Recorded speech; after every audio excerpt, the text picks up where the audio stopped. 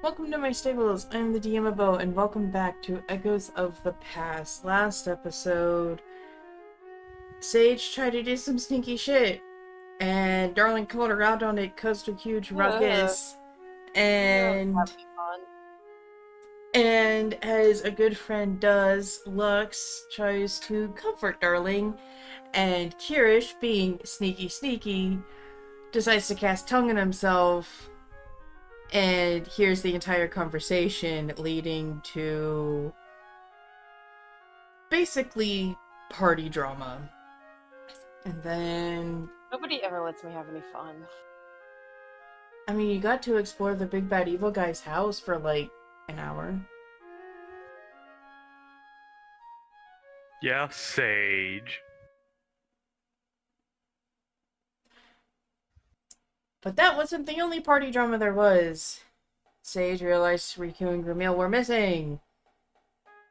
She goes and gets Gramil, but finds Riku basically in her deathbed.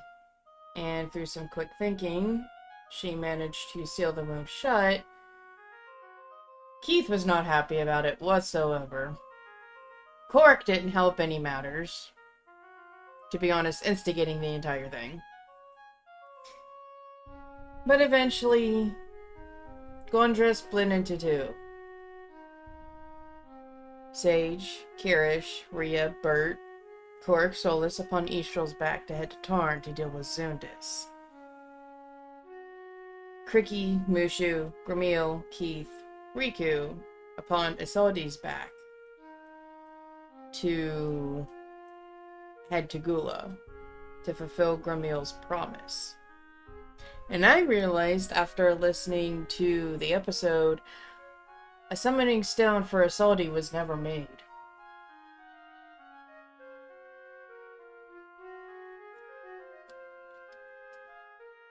Turns out that's what Bert was actually doing last session, rather than being on the shitter. He just didn't want us to know. Were we supposed to? I mean, So? you're not supposed to. You made one of Istrol, and basically under the... Yes, I think Bert made... Yes, Bert made Istrol's because he was super offended that Kyrish was like, alright, gimme now. Because there's two conditions that Istrol has. One, only Kyrish holds them. Two, that when all this is over, they are destroyed. Cool, we can summon a dragon! Once per day. But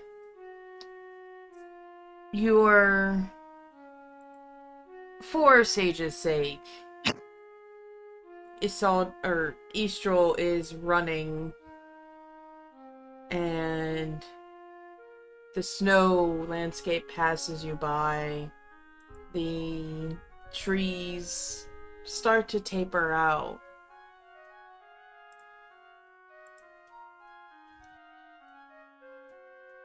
And it's just a nice expanse of mountain ranges on either side of you. After a few hours, Ugh, hours. the snow in the mountains fade. The cold starts to fade as well.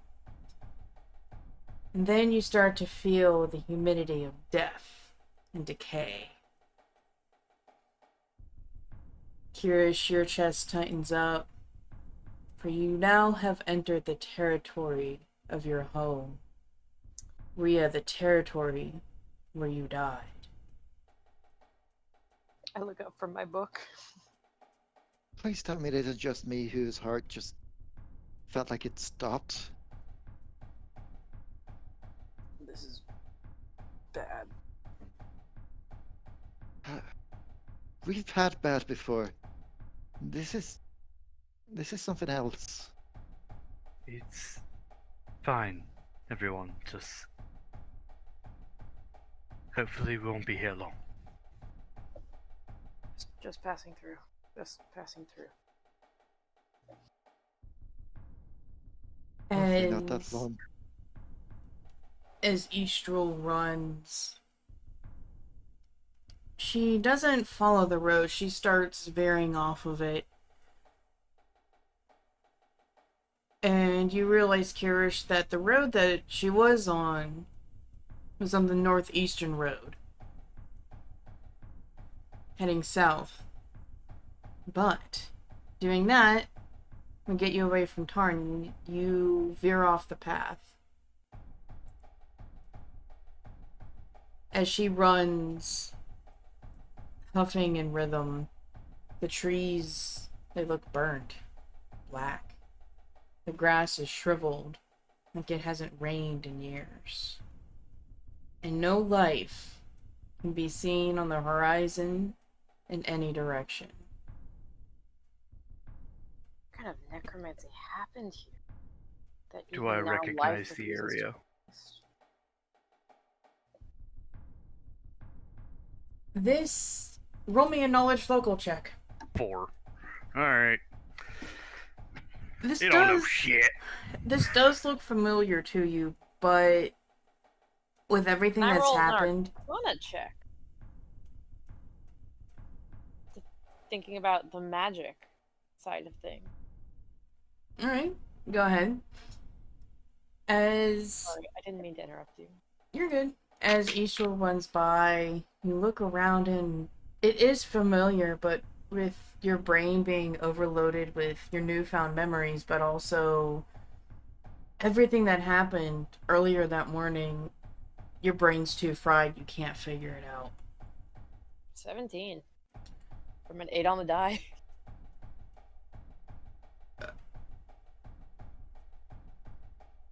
I have a +9 in knowledge arcana. As you look around, this isn't natural. This You is think? motherfucker. This is some heavy magic. Magic that has taken the life from the land. It's pretty much irreparable at this point.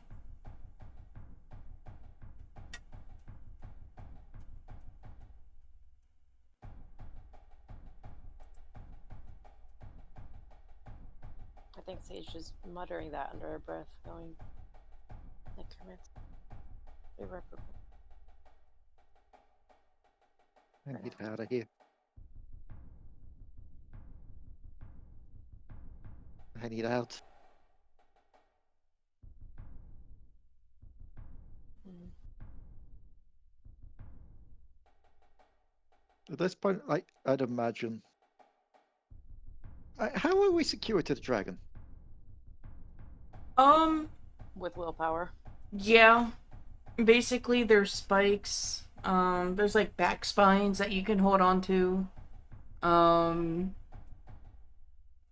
But yeah, it's pretty much just basically yourself. This is Leva, right? Look, Ray, it might come as a surprise, but dragons don't particularly come with manuals. I just can't breathe here.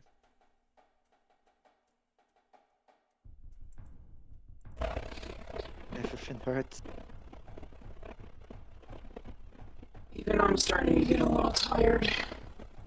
I'll keep going as fast as I can, but the running is not my strong suit. I don't run every day. If it gets us out of here faster, feel free to take to the air.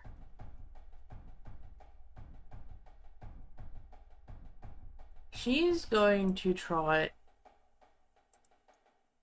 and realizes, and as she trots, she looks a little bit behind her and realizes it's not so much a good idea because it may be fine for her, but the road got a lot more bumpy, so she slows down to a fast walk. Her breathing slow and heavy. One that had, breathing pattern that is normal for one that hasn't ran for long distances of time in quite some years. And then she starts sniffing the air. And your view, all of your views are blocked by her wings as she puts them back in a protective manner.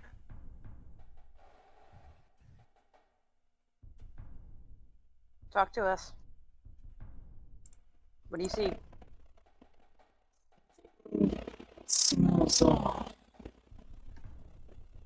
And it's not because of the lamp, but it's something new.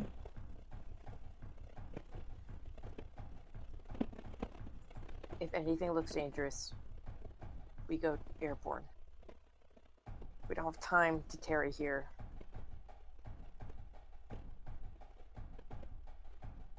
Fair.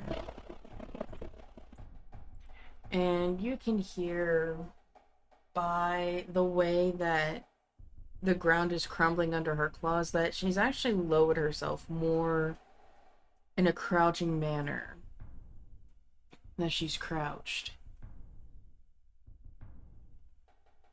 A few moments go by, and she cocks her head. There's a child about it. Very small. Anyone else? No, just him. And she will raise her wings. Does anybody I'm take a signing look? off and pass. Yeah. Except detect magic. He's too far away. You see your purple mist swirling around. But before it hits the boy, about a good 30 feet before it reaches the boy, it stops and falls. Like the spell is out of range? Yes. Or like there's some magic fuckery going on? Spell's out of range. Stay back. I'm gonna get closer. Is that why, Sage? Nope. This place of all places. Not wise at all. And I walk forwards. And I cast Detect Magic again.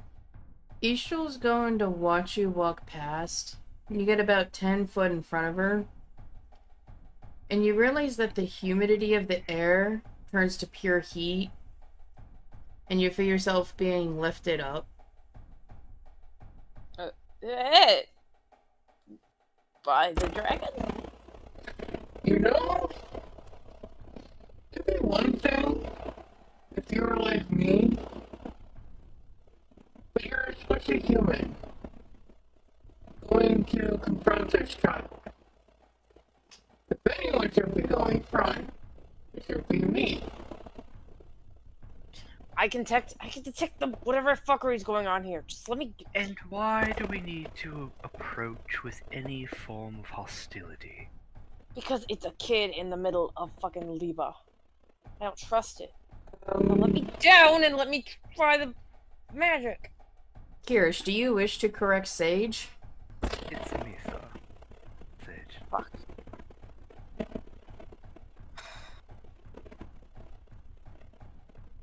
Slip of the tongue. Please. Just calm yourself. I'll be careful. I'm always careful.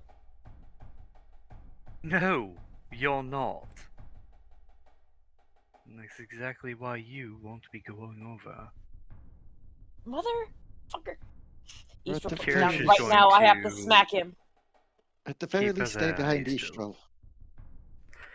Istrol. Kyrish is gonna take a look around though. What's I have detect surrounding magic. people? I can tell what's going on here if you let me get close enough. She is going to put you in between Rhea and Kyrish. Now, you can either sit there and be with your friends, or I will have no choice and have to carry you in my claw. this. What am I, a child?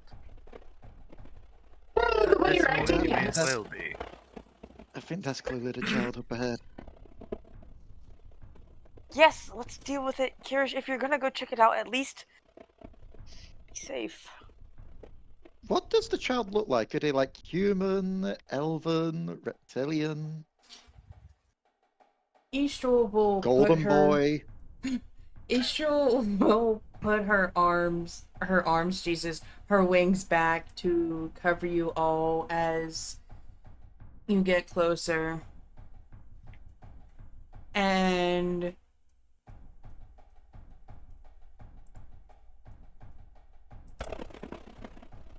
Now, what is a youngling like you doing all the way out here? You're gonna scare him. you hear very scared babbling. You can tell this is a young child, but Istrol still hasn't lifted her wings yet for you to see. I just came from the other village. I've lost my mummy and daddy. I don't know where they are.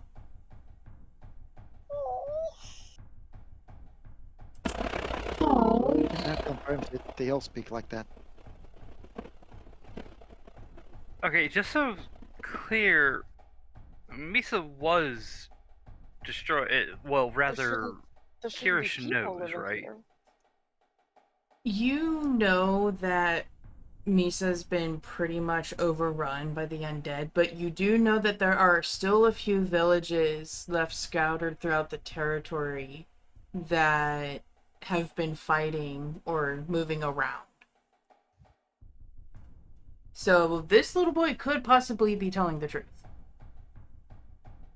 I mean, we're on Istrol's back, right? Are we Yes. within 30 feet of the kid?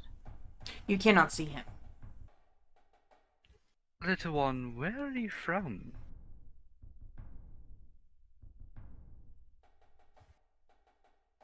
Istrol lifts up a wing, just enough for you, Kyrish, to see.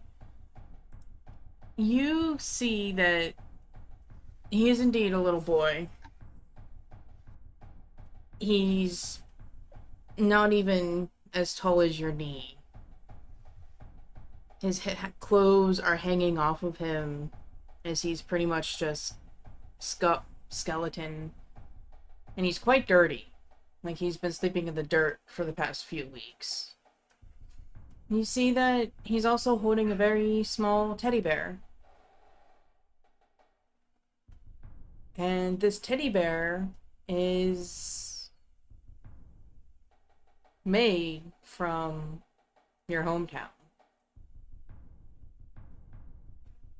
From what you've seen from the other children, How the hell would he know that? your It's got a memories. little tag on it, says made in Misah.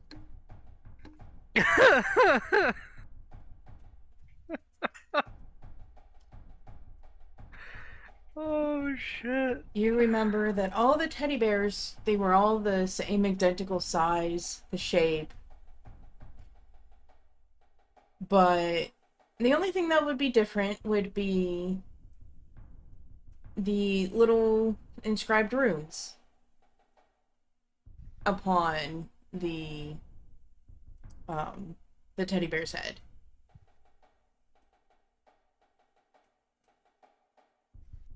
Interesting.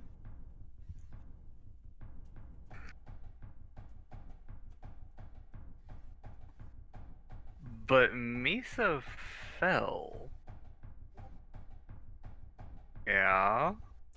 Misah fell, but you all don't know who all survived from your home. Like I said before, there is the high possibility of this being a true refugee.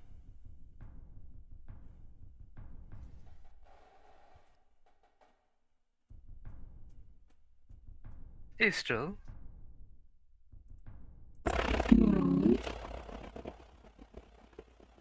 would you mind bringing Sage closer?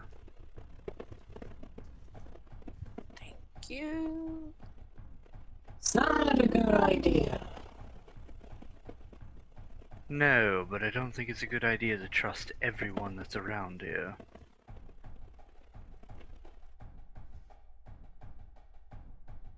Oh, who's As soon that as I'm close enough, I talking? Bye.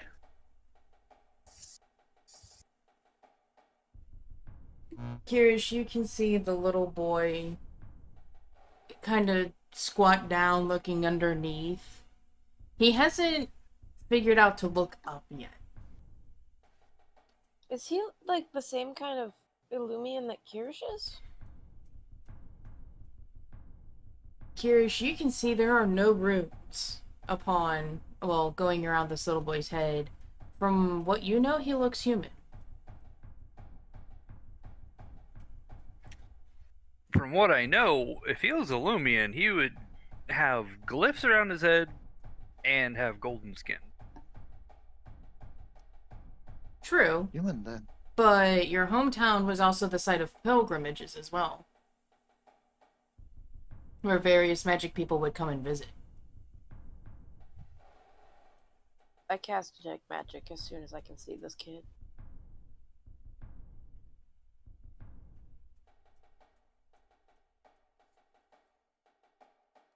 Istrol hasn't lifted her wing enough up for you yet.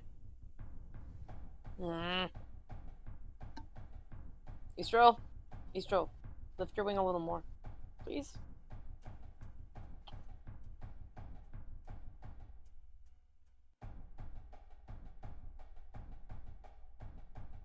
You can see her turn her head towards you and the little boy again.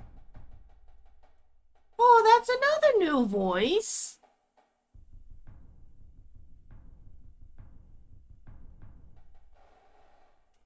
Istrol, please. I know what it's like to be a lost kid. Don't we all?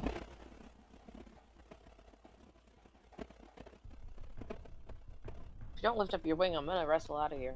I will. Don't fight Istrol, please. Just I will fight a dragon if I have to. let her cast detect magic. The sage, as you exclaim this, Kyrish, you can see the little boy start to backpedal away. That other voice sounds my scary. Must be pretty mean if they want to fight a dragon. I know I You can wouldn't say want to that. fight you. Yes, you could say that. Sage will fight just about anything. Gee, thanks. Oh, so you have a talking plant? Ah! That is it! Istrol! Oh no, I actually like this kid. Oh, never mind. We don't need detect magic.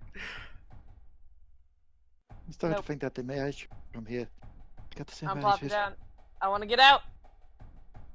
I'm sorry you do. Oh, this is just amazing. Let me out! Do we need to Let stop 'em- and sort this out? Sooner we get out of here, the better for me. We're not gonna leave a normal kid laying around here lost from his folks. And if it's something that needs a beat down, we'll just pick it up and leave. Oh, we'll pick it up? What? Why are we... Yeah, and drop it from the sky. And then leave. Oh, well... I could possibly at least use parts of it, but...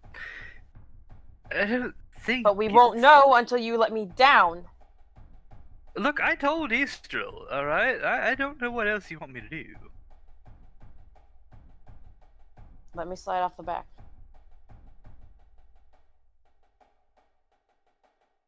Istrol is going to push her wings back so Kyrish can still see, but she's actually going to smush them closer so you can't. My god. Oh my god. I'll make boots out of you! I'm not afraid! And you were scared, and you were afraid of me scaring the poor child. Shush. Sage, roll me a will save. Silencio. What? Will save. It was an 18 on the die, and then it wasn't. Oh, did you get nat 1? I got a nat 4 for a 10. Sage, you start protesting, and all of a sudden, Kyrish and Rhea, you can't Leigh. hear Sage anymore. But her mouth is still going. Wow, I Fuck was you. correct when I said silencio. Fuck you, fuck you, fuck you! Oh yeah, Sage is going on for at least like a solid 10 more seconds before she realizes that no one's reacting. Oi, what happened to the angry plant person voice thing? You can see her miming the same question. Well, I figured mean words weren't going to calm you any more than what you probably aren't. So I may have told her to be a little bit quiet. Plants in turn out. Wow. I need to learn that one.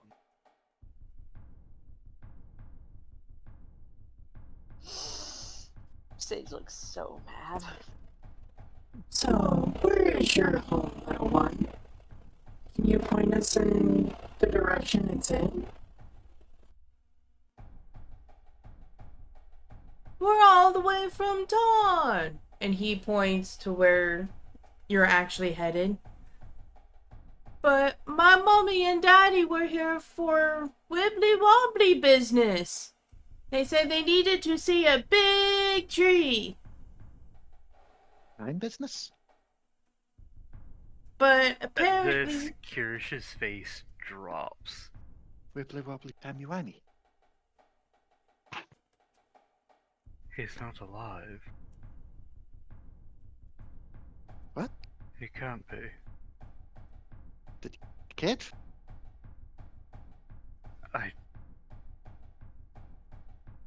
The Great Oak was destroyed years ago. We know that there's magic that freezes people in time, Kyrish. That's what I was about to say. We had gotten here, but the big tree was not really a tree. It was like a really big L-shaped tree. And then Mommy and Daddy, we were getting attacked, see? And they told me to go run and hide. So I ran and I did. But then the sun came up, and then the moon came up. But they didn't come back. But they said if I was ever in trouble, to always head north. So how are you still so little? I'm only... And Kyrish, you can see him count on his fingers. And he starts putting them up, and then he puts a few down.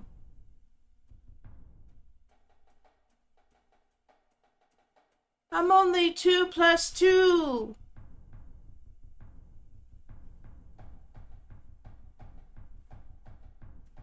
You're not 4. Then what's 2 plus 2? How is this? He starts having a mental like meltdown, trying to figure it out. Meanwhile, Sage is gesturing to like, hey, I want to help, I want to talk, I have ideas, let me out!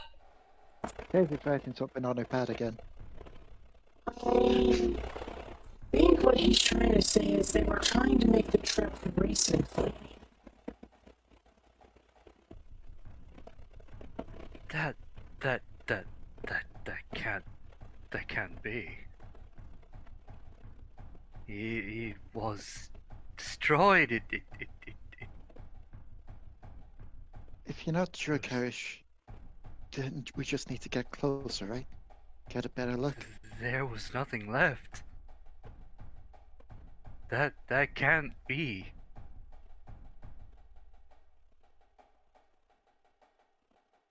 Then let's get a better look. I. It it it it can't.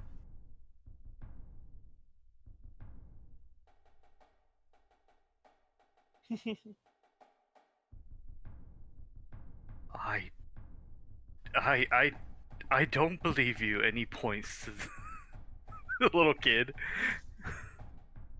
The little kid brings up his toy and he starts to cry. But it is true.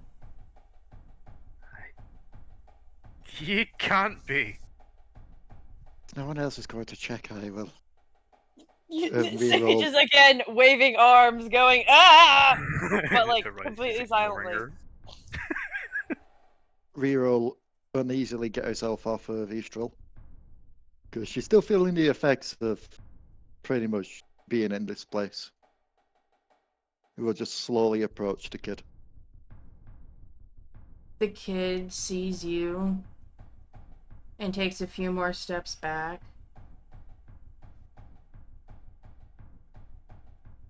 Why are you afraid? Okay, I thought you were the angry plant voice, but you're not. But No, she's in timeout for the moment. Ah!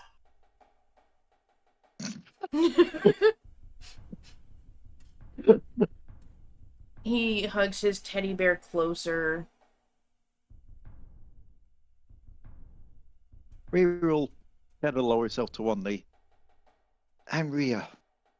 What's your name?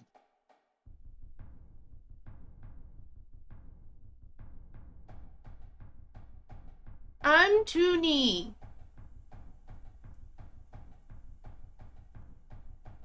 And this here is Mr. Fluffles.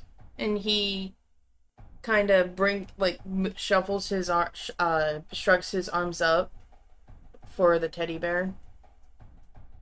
As she's getting closer, can she see any signs or details on this kid that something's off? Nope. He's pretty much normal, other than the fact that he's starved and dirtied. He looks just like a kid. Kyrish. Doesn't seem to be anything off.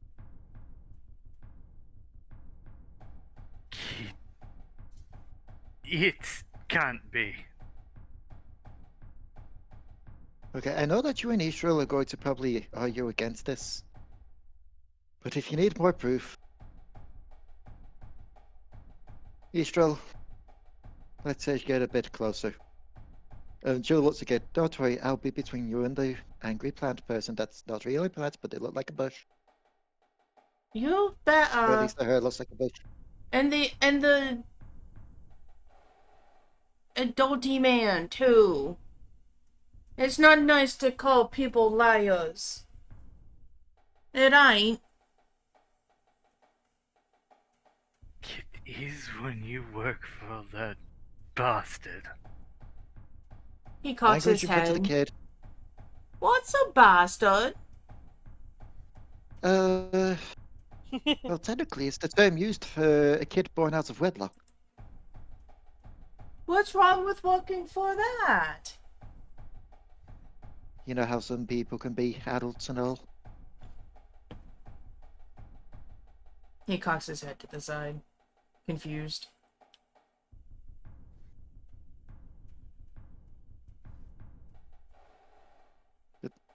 Istrol, let's say check.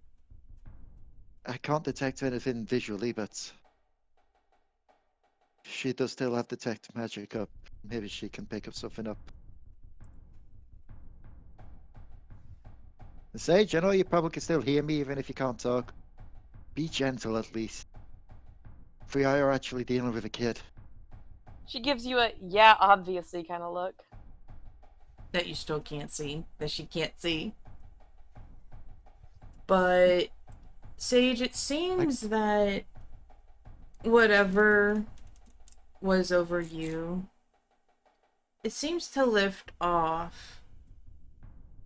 And, Rhea, you...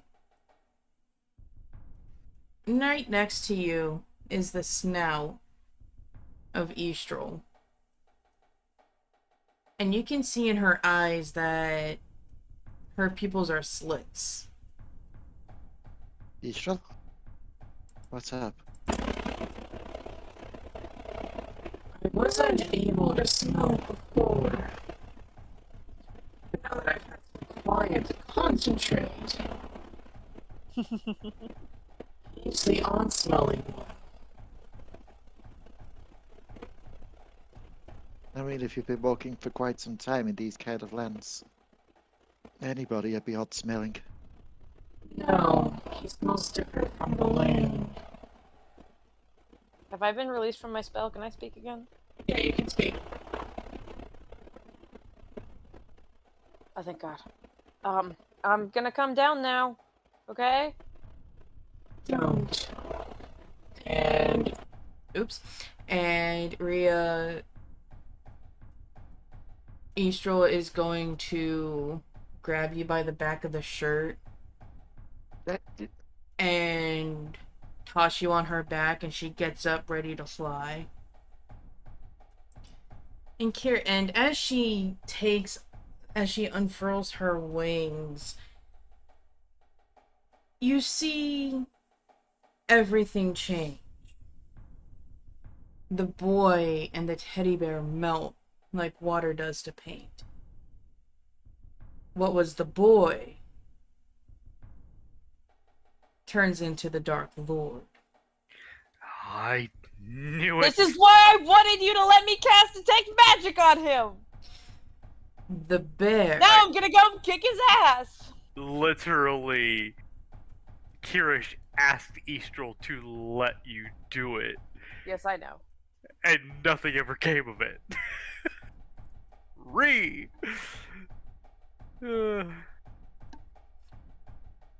I mean, maybe I wanted to be nice and save you some spell slots, because what has always happened when you try to do spells when the Dark Ruler is directly involved? You lose Shit them. gets countered, yo. Yes. I did forget that. Yeah. But the teddy bear turns into Gremille. What?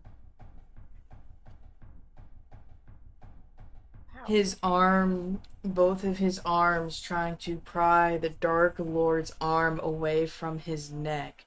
The wounds from the deadly musical chairs still unhealed. The wounds from Zundis still unhealed.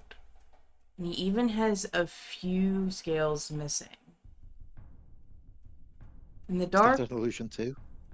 the Dark Lord raises a knife and holds it to Gremille's throat. So, who wants to see him die? And before anyone answers, I need to roll initiatives. This has gotta be some kind of illusion. Natural 20! 4. 7. Oh. Oh.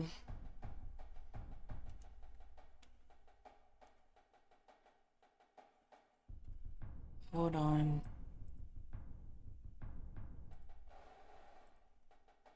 Oh. Oh no. This is not going to end well. Uh-oh.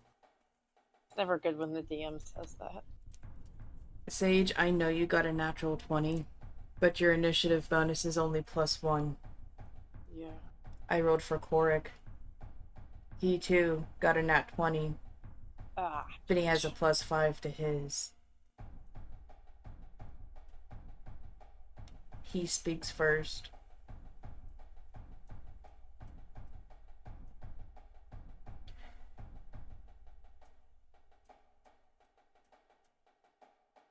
He scampers down at hearing the voice, getting ready for a fight. Sees who's in his arms.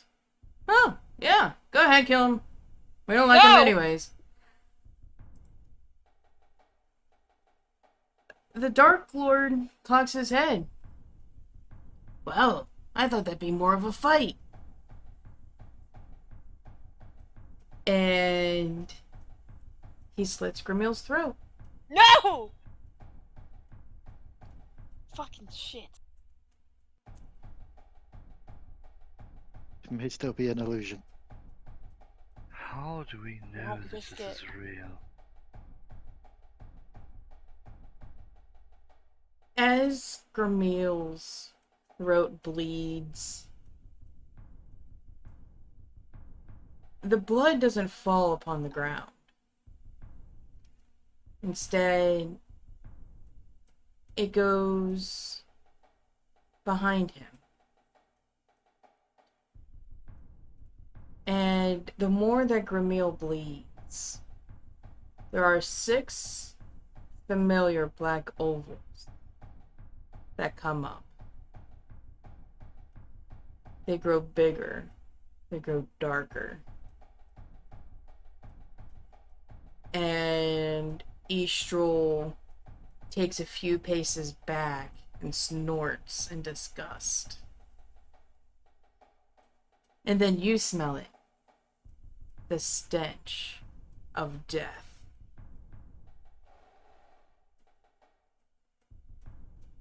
Out of one of the holes comes a large black and purple 4-armed being. Upon it, it is adorned with skulls and rib bones like common jewelry.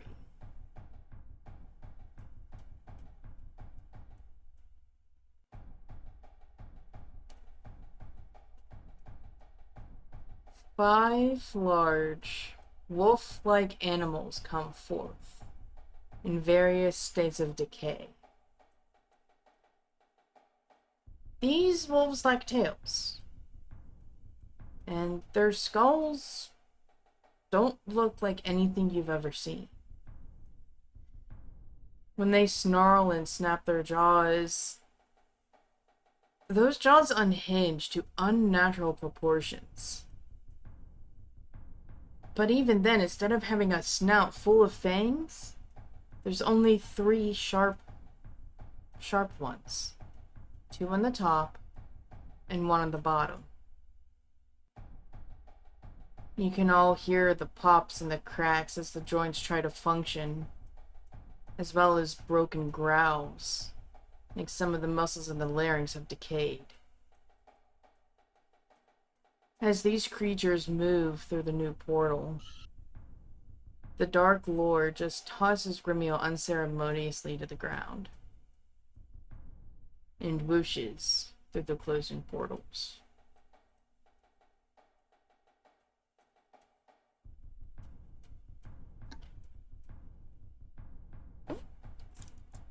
Bert! I was assuming Bert's with us. Bert is with you, yes. Camille.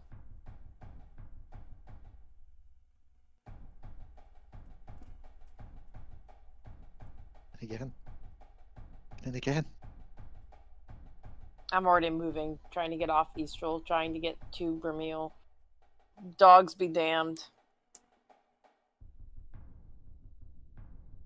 Does Kyrish recognize them?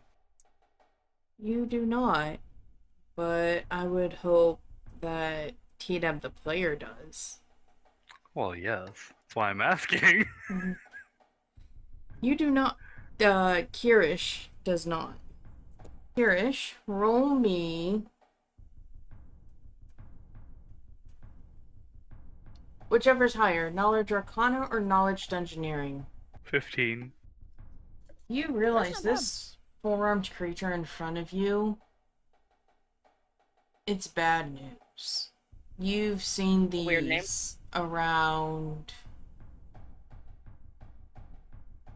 the castle. You've seen these patrolling the swamps. You've seen the Dark Lord summon a few. This is a first-class undead. A blood fiend.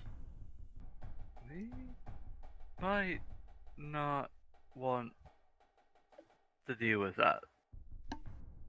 If at all possible. Grab Camille and retreat? I think so. These are Letting any survivors that might be out here deal with this. I haven't seen these creatures before. deal with this. Are you kidding, Easter? These things are probably everywhere here. We don't know them. No, we don't.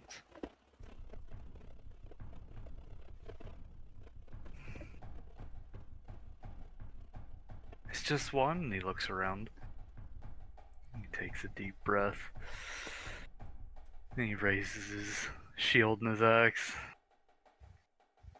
Alright then. It's just one. Oh, bloody hell. Oh, it doesn't count. Rhea. But try and It's keep half a, Grimeel it's stable. half a point.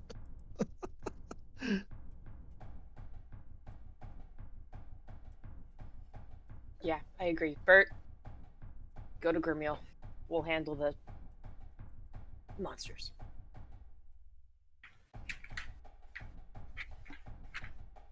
Alright, I can try and see what I can do.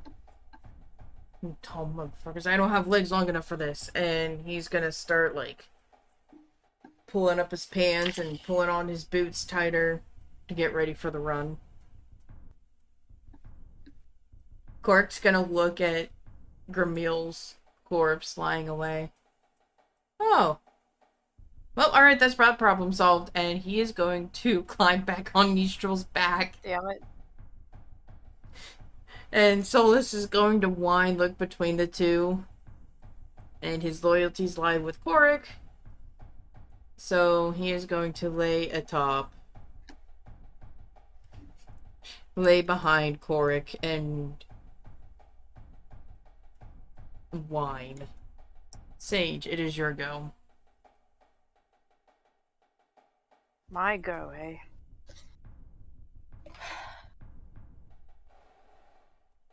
Alright, we're gonna trust Bert to take care of the healing shit. Yeah, we're gonna trust Bert to take care of the healing shit, and we're gonna throw a fireball. Because our enemies are just so conveniently clumped up.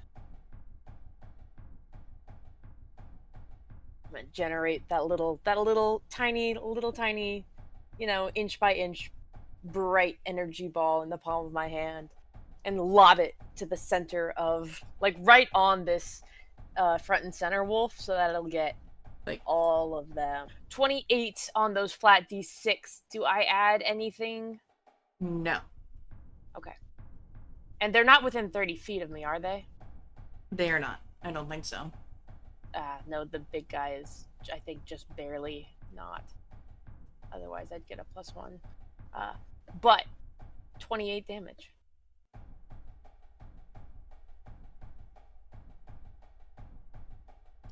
Okay, I need to do some math here real quick. Just lob that little fireball, it expands in a big whoosh. It's normal orange flame, but it is tinged purple at the very edges because it's magic and it's Sage's magic. And she feels very cool in that moment.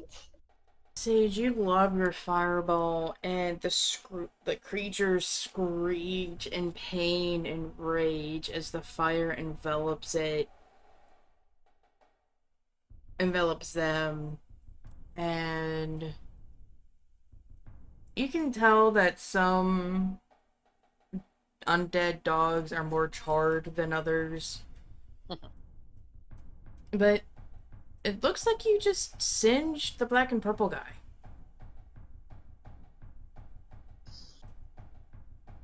Every little bit counts, question mark. Bert is going to make a run for Gremille, huffing and puffing, and he takes a knee. And all that he can do is just take Gremille's shirt and just put pressure. Kyrish, you're able to see that Gremille's blood has finally started to pool. With Bert out of breath, he just takes Gremille's shirt, and Kyrish, you can see the blood pool underneath Gremille. And for right now, Bert just takes the top of Gremille's shirt and just applies pressure upon Gremille's neck to try and stem the blood flow.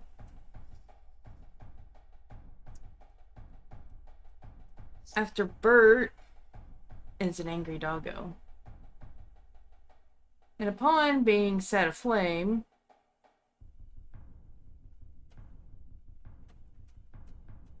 he is going to charge straight for Sage's throat. Kyrish, you do get an attack of opportunity upon the dog.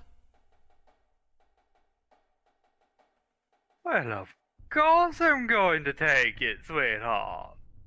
Yes! 22. That Had hits. to do math. Go ahead and roll for damage. 7. Oh my god. You hit the creature with the sharp end of the axe, and it doesn't yipe or anything, but you manage to hit it on the hip, and you can actually see the chip that you put in the head. Deadly to any living dog, but it unfazed this pup. Sage, Nice puppy. does an unnatural 20 hit your armor class? No, not at all. Yes, of course it does. Alrighty. Sage, Hi, I'm a squishy wizard. Sage, you are busy celebrating your first casting of fireball, and you see the dog running, and you're very confident that Kyrish is going to be able to kill this thing in one hit. But when you see him just graze the back of its hip, you realize that the jaws, the three sharp fangs, are getting awfully closer, and then you feel the pain of your flesh your arm being punctured. Oh, shit. To clarify, and this isn't very important, but their mouths are more like 3 serrated blades. Ah, thank you. They're not actually like a normal creature's mouth that has fangs. They have like 3 hooks at the end, but That's worse. the You actual get how that's jaw worse, is like right? a blade. You get how that's worse, right? I'll explain at the end. Sage, you are taking 11 points of damage. Oh, bad. That's bad. Ouch. It's fine. It's cool. I'm not dead. I'm just very blood. There's blood. Very blood, okay. Very blood. The other dog comes up, sees that there is a downed prey, No!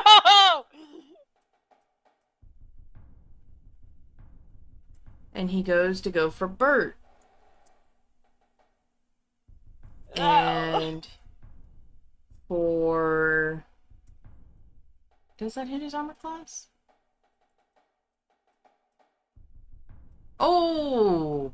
Just barely. The dog lunges for Bert, but Bert manages to duck.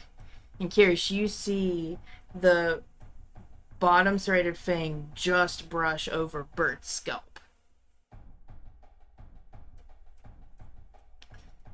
Next Haircut. is the Blood Fiend. The Blood Fiend looks around at the starting chaos and sees you, Kyrish, and makes his way toward you. Help. As... Come at me, bruh. Oh, he's gonna come at you with his face and he's going to try and bite you. Ugh, unsanitary. Come at me, bruh. Does a 22 hit you? 20. Nice. Oh, So a 22 does hit you. yeah, it does. Oh, bad. Yeah. Still pretty good AC, though. Forgot it was that good. But not good enough! Nope. You're taking 7 points of damage. Oh, But- okay, so he scratched me. But wait. As you feel the blood fiend bite into you, something feels weird. It feels like your body is starting to slow down. Oh, you take 4 points of constitution drain. After that is another dog who's also going to go 5, 10, 15, 20, 25, 30. Who's also going to make a bite for Bert. And misses as he lunges too far forward and his head goes above Bert's back. After that is Rhea.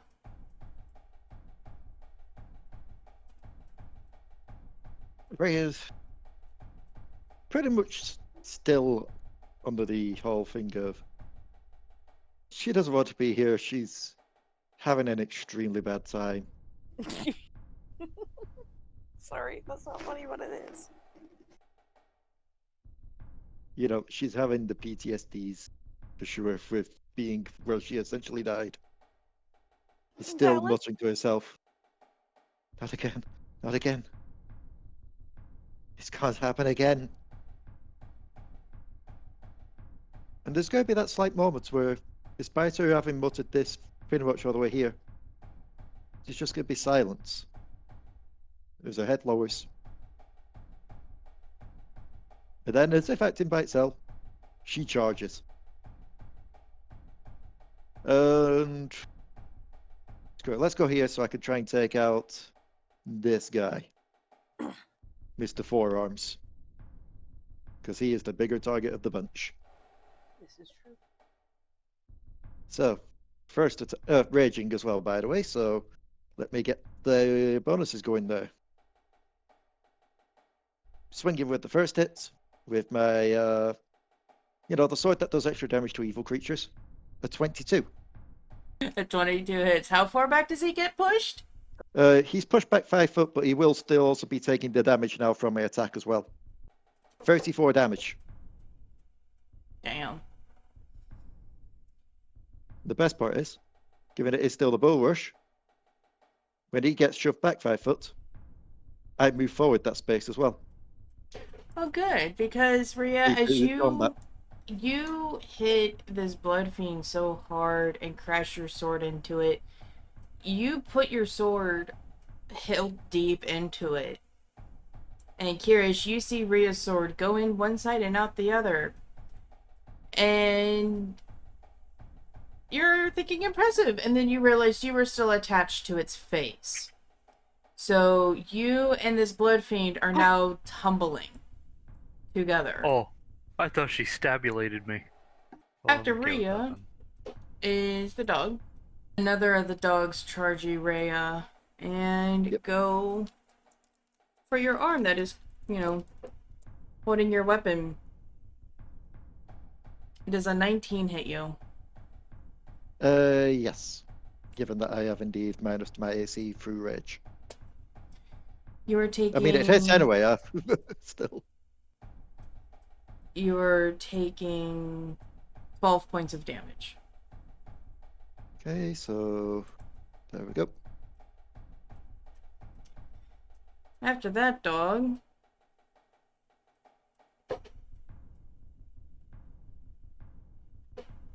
One, two...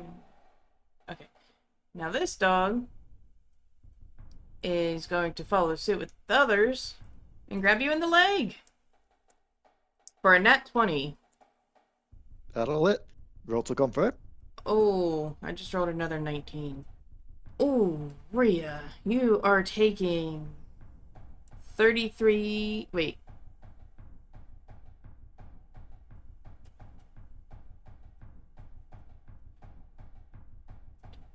You're taking 25 points of damage to the face.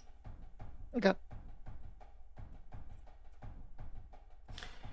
Rhea, as you are trying to pull your blade out, you didn't see the dog one of the dogs coming, and it actually rips into your left arm, and you feel the hooks and the serration go into it.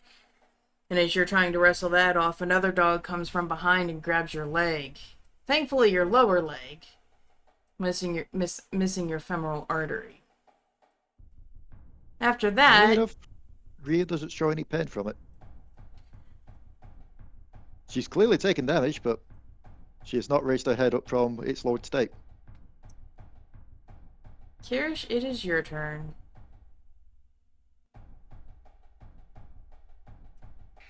I am still grappled by this blood fiend, yeah? Yes.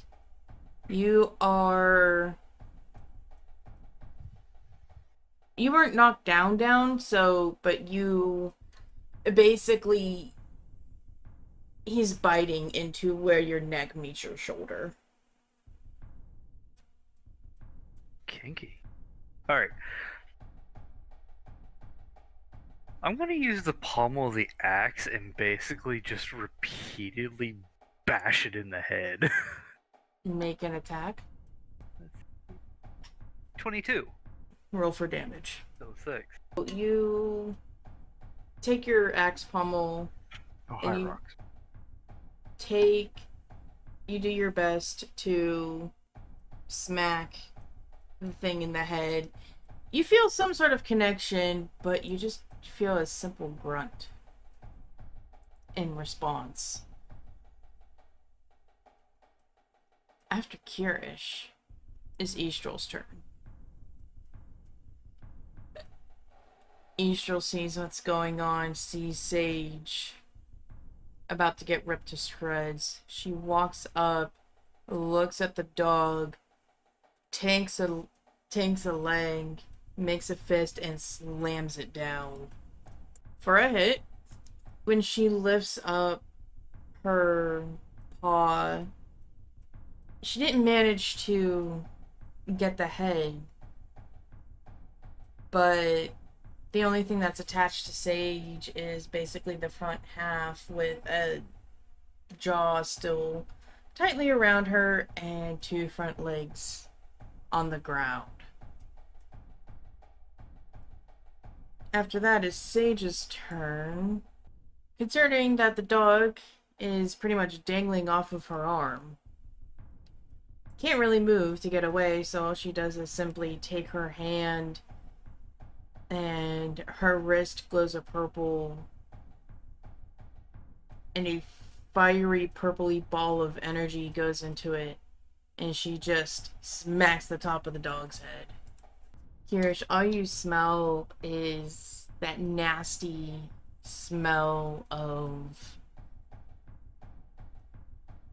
corpses burning as you hear what seems to be a little crackle coming from behind you. And your bag is very oddly warm. After that is Bert. Bert is going to attempt to heal Gremille by at least making Keith's shirt into a tourniquet. Oh, and he succeeds. He manages, while dodging the two dogs beside him, to at least staunch the bleeding and ensure that Gremille hasn't bled out yet. After that, the dogs get to go again. And the dog on Sage is going to try and... Well, not try, it's going to release, causing a lot more pain pulling the teeth out than it did than it did when it first bit Sage.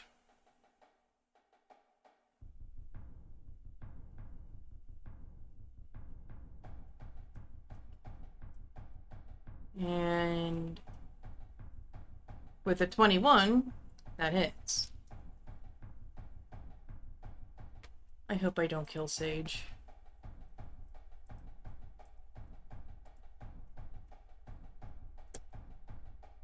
Okay, that's only 7 points of damage. We're good. After that is the next doggo. That doggo, though, went for Bert. He's going to try and go for him again.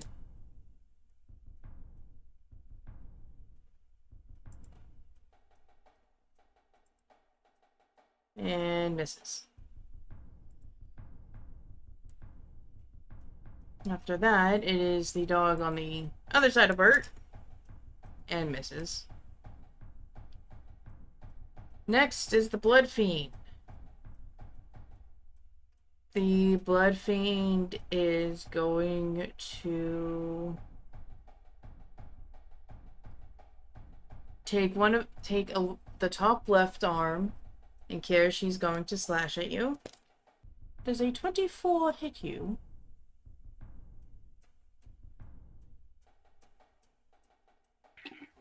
Yeah. 13 points of damage.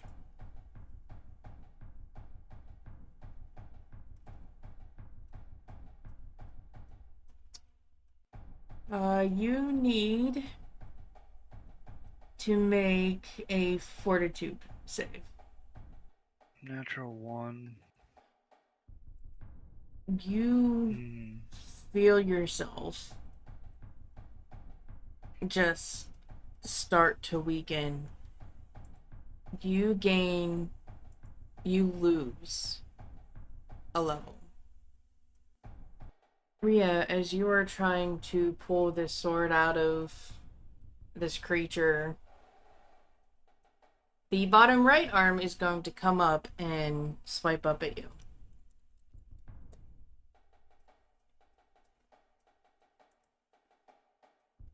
For a 30.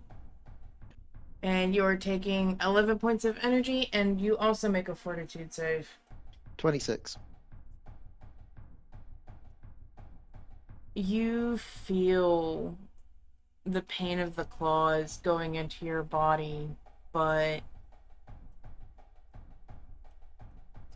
you don't feel tired at all. The Fiend is going to use its bottom left arm and go for Kirish's leg.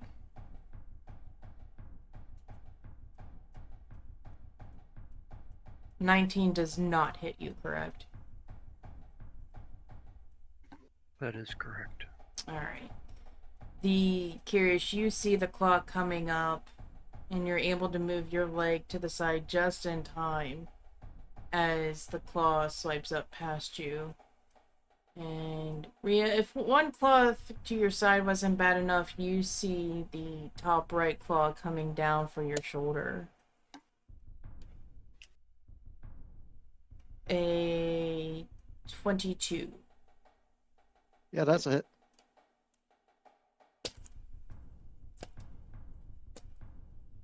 For 12 points of damage.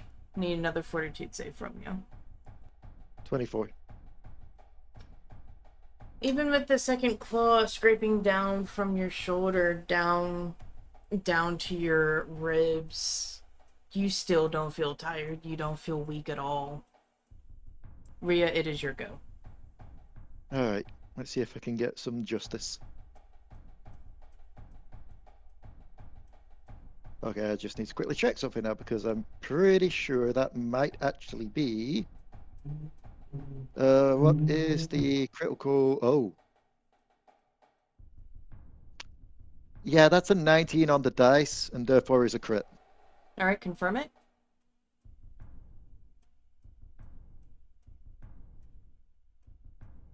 And that's a 20 on the dice.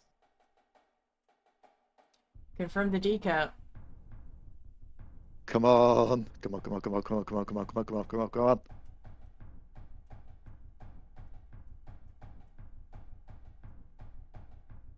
Choco, please tell me this thing isn't a boss. That's why I said confirm the DGAP. Okay,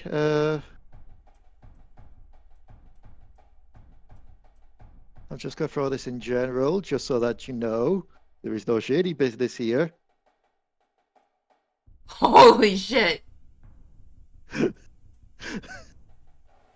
But yeah, if it was boss music, if it was boss, different music would be playing. But Uh,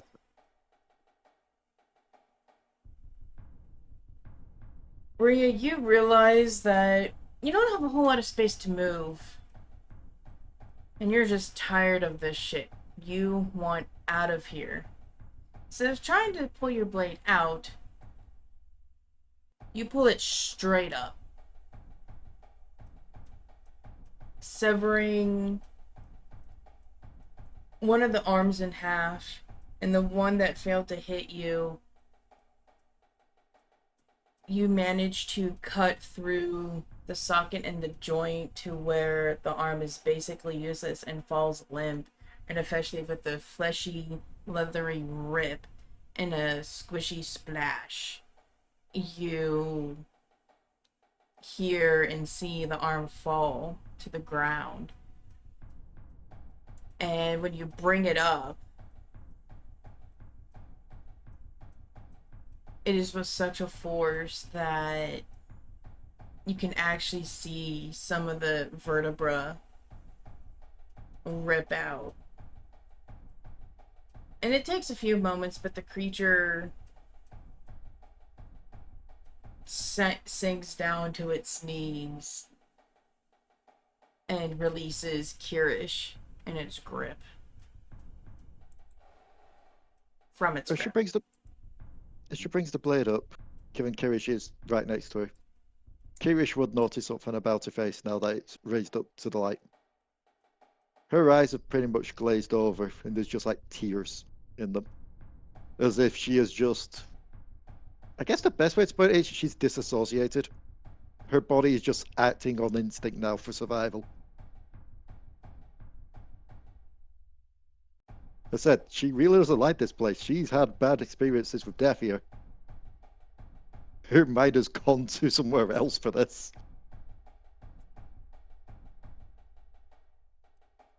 The best part, that's only one attack, so let's go to the attack going on. It's a 19. It didn't miss.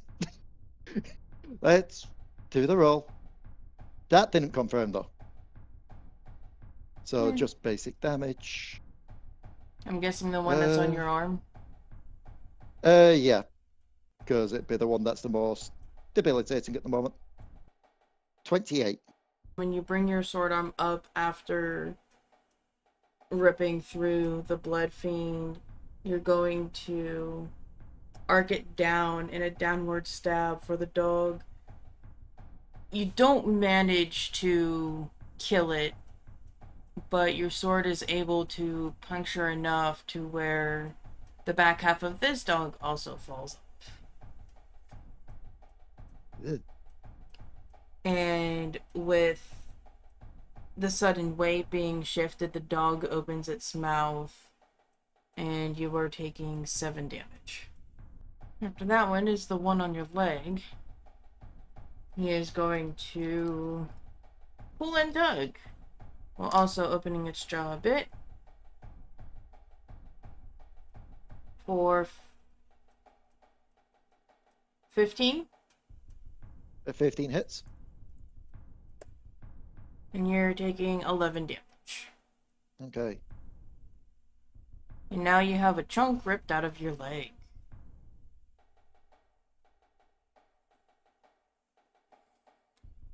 Kyrish, it is your turn. Well, I'm casting Summon Monster 3. So he's going to. He's getting angry. And he's going to call forth a Celestial Hippogriff. Riku's gonna be so proud. Kyrish, you are finally able to concentrate. And as you begin to cast, you notice that from your normal rich gold skin, it's more of a pale, almost like the sun before daylight. It's very pale, and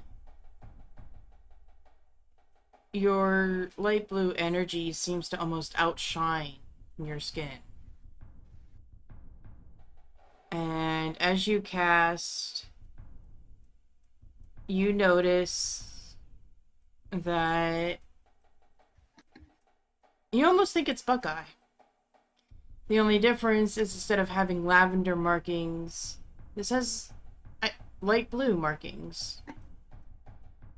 And this one seems a lot more prouder and stricter than Riku's easygoing, happy Buckeye. It stretched through the portal and looks at you with a level of respect that someone like a cadet would to their commanding officer. Which is the best looking dog around Rhea? The best one? Yeah, the best condition looking one. The one that is at her leg. So, this one.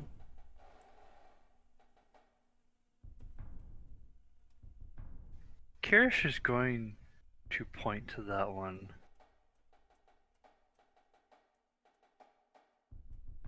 And he's going to say, drop it.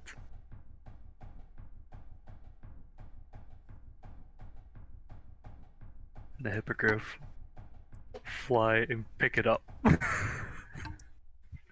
Alright, roll Or attempt to. a grapple. Ooh, 27. Since the dog at Rhea's leg is focused on Rhea, it doesn't see the griffin. But Rhea, you see a flap of gray and light blue wing with light blue accents, and you feel the presence behind you lift as the hippogriff flies over and picks it up. Kyrish, how high are you telling this hippogriff to drop it? Well, Increments of 10, please. fuck it. Let's go 50 feet in the air. It flies up in the air, Yeet that bitch. and you hear the broken growling and a very stiff caw. And it rises up and up and up, and it's just 2 dots in the sky. As the dog comes falling down, it lands and its back leg just shatters into bone dust. It gets up on its 3 other legs and looks up to the sky in a very angry manner. After the griffin is Istrol, and she's going to take her paw again, and she's going to put what's left of the dog holding onto Sage into her hand, and she's going to crush it. She didn't get her thumb to where the head is, but as she crushes it and lets go, the only thing that remains is 1 leg, the shoulder, and enough of the back and spine for the head to be supported, with the head still into Sage's arm. After that is Sage, and Sage is going to do another Scorching Ray on it. She smacks it again, and there's no yiping. But there is a very... fuck, from Sage, as the dog finally lets go and lays in a burning heap of limpness upon the ground. After that is Bert's turn, and he is now going to finally do what he's been trying to do for the past 3 turns. Kyrish, you're able to see Bert finally put Bert's hands underneath the tourniquet, and you see, to you, is now odd, but you are able to see the puke green mist from Bert. Come on, buddy, I know Court gives you a hard time, but, you know, deep down he cares. I hope. But I care, and that's enough. Deep down he cares, and then you just see Corrick just pull an arrow, just pink. No. After Bert is the dog that is going to try and bite him again. Does a 13 hit this motherfucker? No, it doesn't. Fuck. Alright. This dog misses again.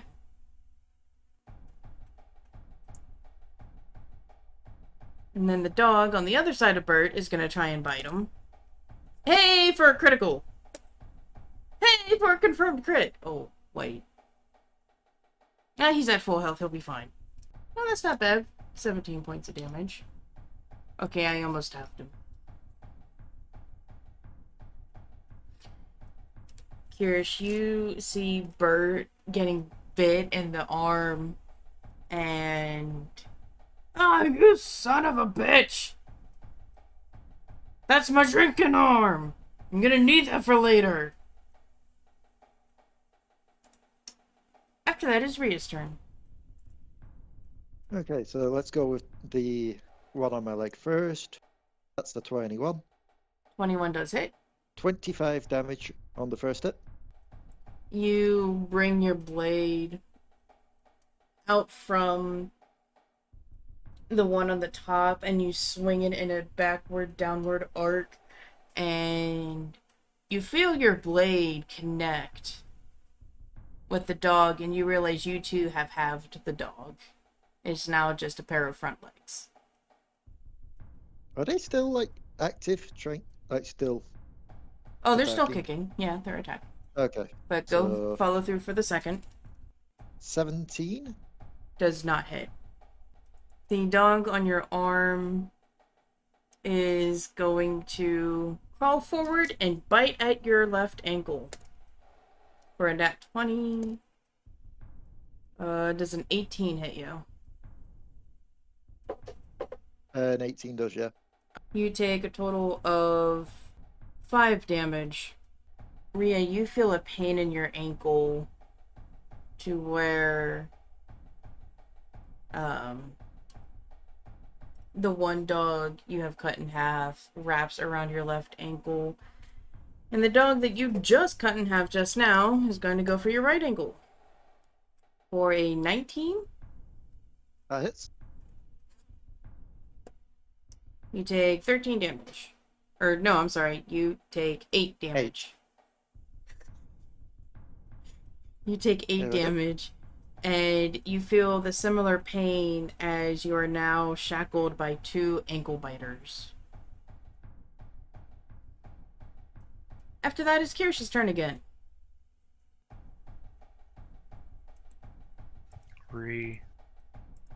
Yes.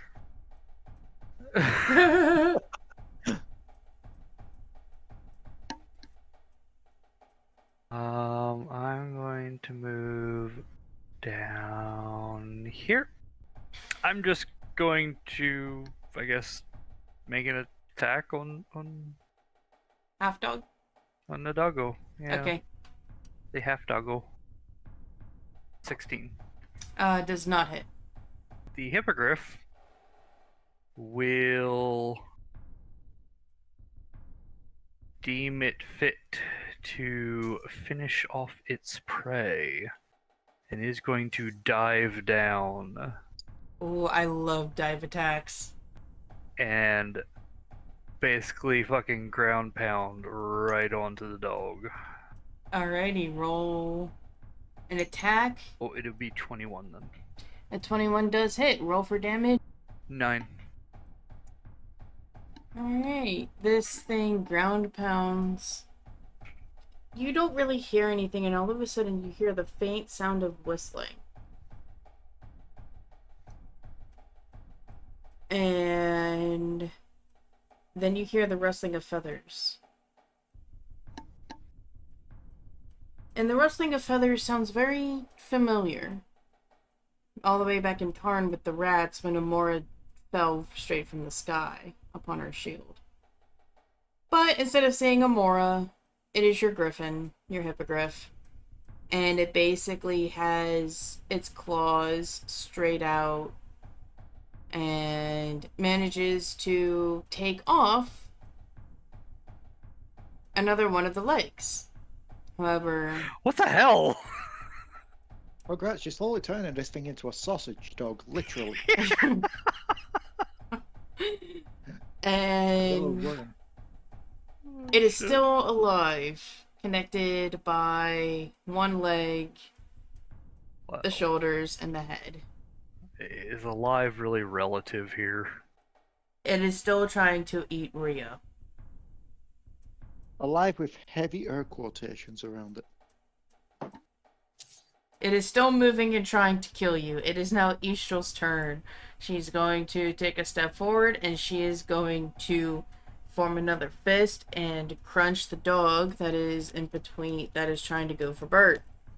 With a nat 20! With a confirmed crit!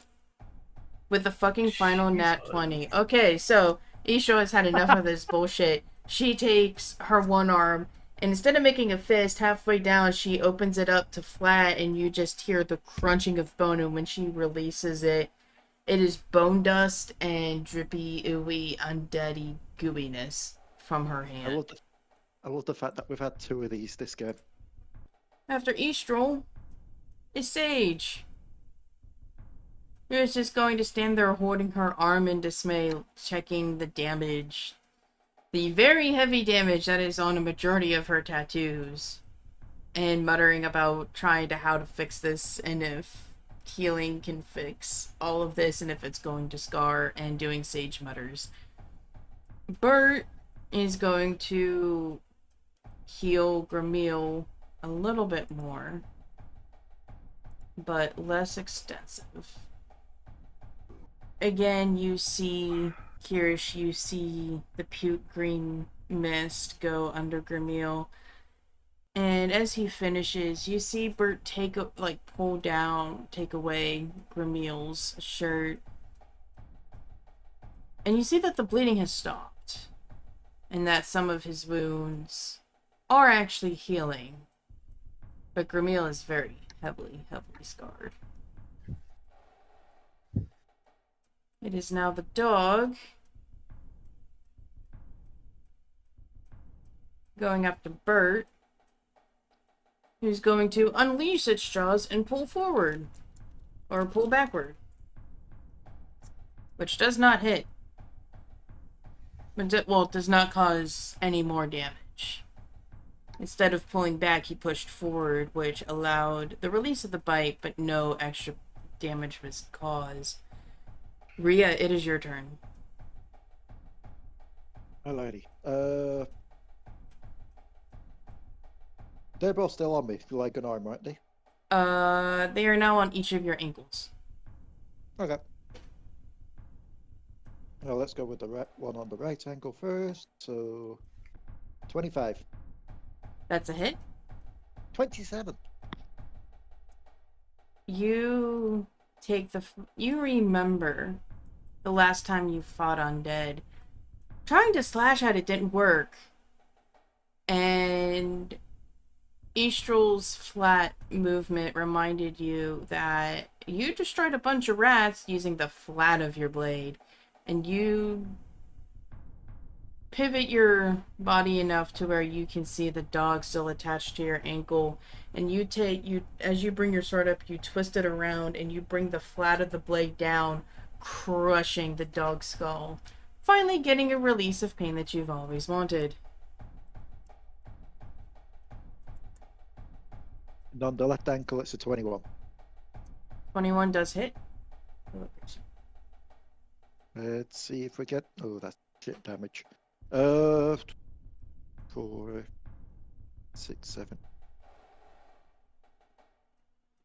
17 damage on the other one.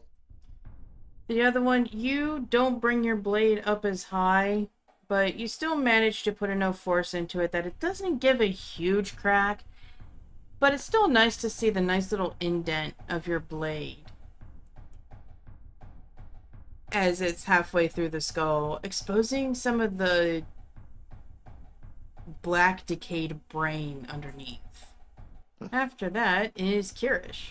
It is your turn.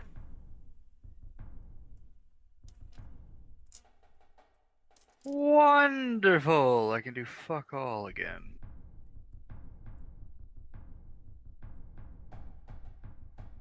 Well then.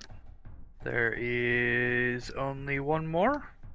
Yes, and that is right by Burton Grimiel. Okay, yeah, I see that.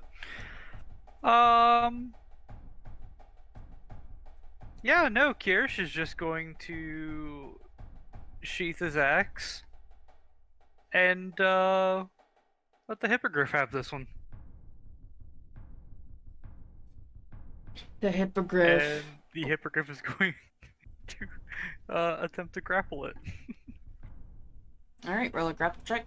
A 23. That does hit. The wolf He's going up the full 100 feet. Alright. This motherfucking go splat. You can't see the hippogriff as it takes off.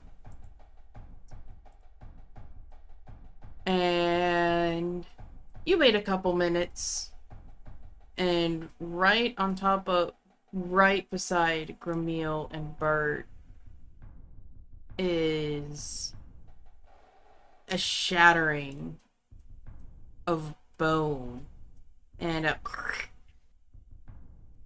of guts as this thing there is no shapes. It's just either bone dust or an ooey gooey mess. Ah, yes. The rewards of victory. Absolutely disgusting. Is that all the threats come? Yes. Then what everyone would see is Rhea go back to like the hunched over forward position, head hung down, and dragging her blade behind her, she's just going to start walking forward. How's Grimiel holding? He's lost a lot of blood. Nothing I can't do a whole lot here. Yeah, I can heal some of it, but the rest he's gonna have to heal on his own. It's not like we have Keith here to give him blood. Good. At least he's stable. Thank you. Oh shit. What? Ow, what's oh shit? So this is really Grimiel. Who's the asshole that's riding up on the white dragon's back with everybody else?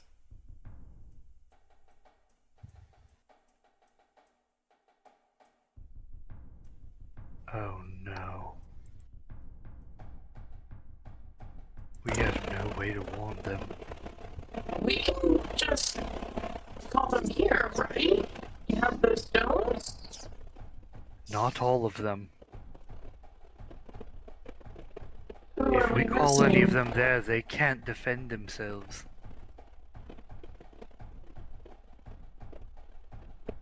Well, whose stone is missing? I believe we only don't have Isolde.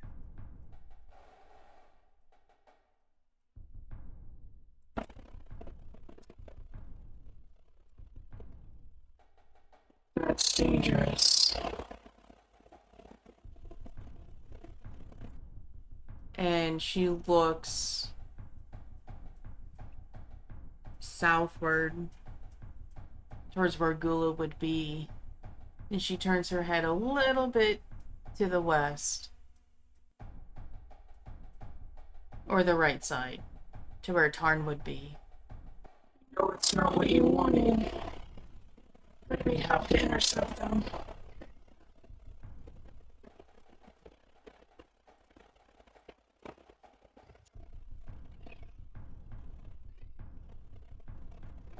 This ought to be alright. Possibly. What if they keep the ruse up until they get to the city? Once they're in the city, who knows what can happen?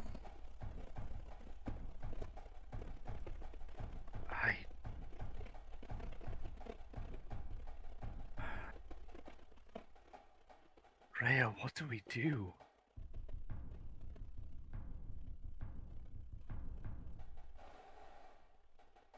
Ray's still walking forward. Bert's gonna call after. I know you want to get the hell out of here, but last time I checked, you're missing a chunk out of your arm and your leg. I need to heal that. So you better get your oven ass over here, because I can't run as fast as you can. And I've done my running for the day. I'm not doing any more. Guys! What do we do about them?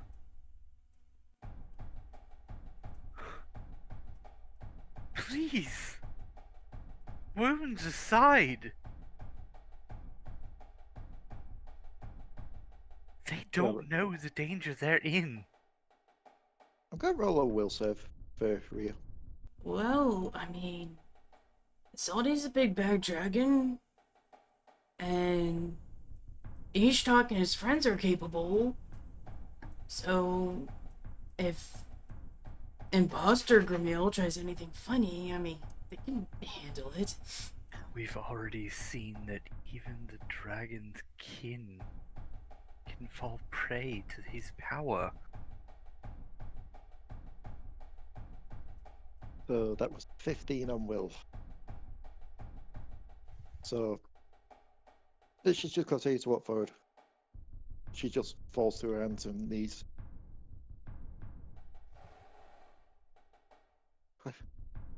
Where?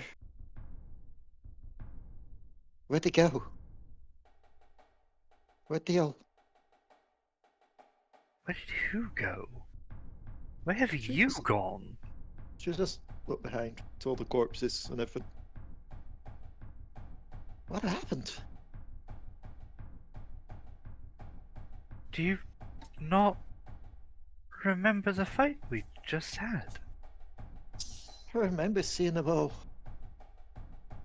go up Grimhill on death's door. The wolf tried sage and everything just went hazy. I've raged before, but not like that. I don't want to be here anymore. I really don't want to be here anymore. He kicks at one of the corpses. Does this look like something that's natural? No. Something tells me he's delved into something they shouldn't have. These corpses aren't right. Why am I missing a big chunk of my leg? Courtesy of that, and he points to one of their jaws. You will notice there are 2 chunks of flesh on the ground. One for your arm and one for your leg. That explains the stinging on the arm. Those are some fucked up wolves. That's because they're not wolves.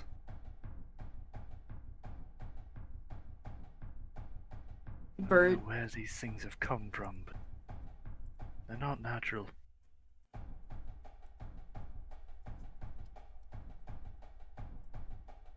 Bert?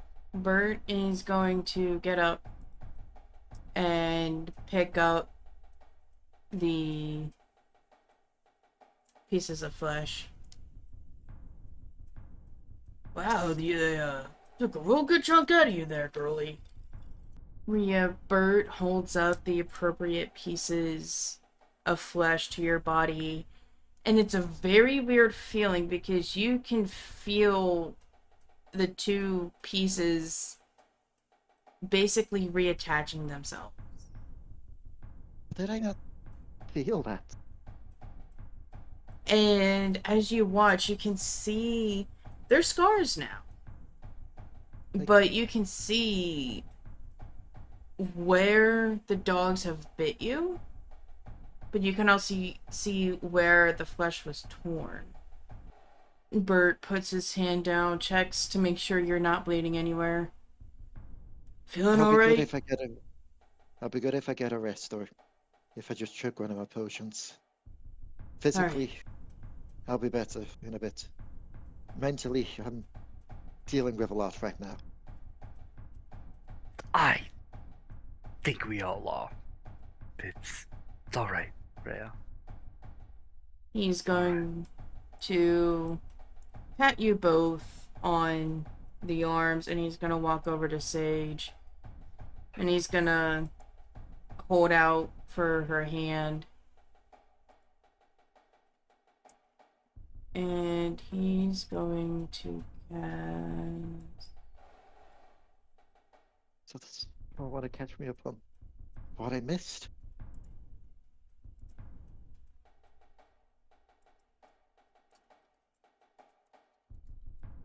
Like, Gramil's gonna be fine, isn't he? Yeah, he's stable for now.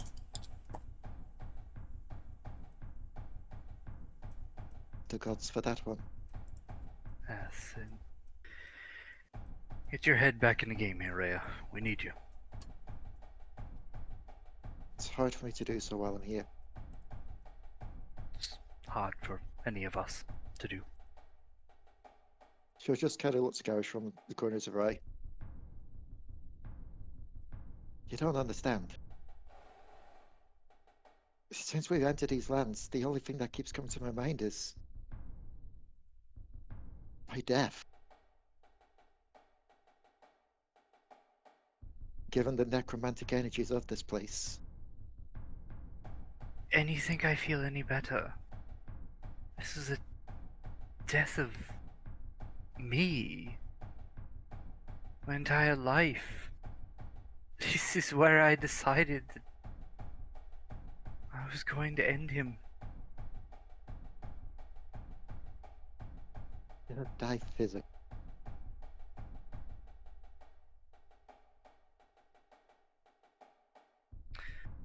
No, I didn't die physically. Trust me, I know what both feel like. She'll weakly get back up off the ground. So I gotta ask the awful question now. If Gramil's here, then how did he Yes. get it? That's the question.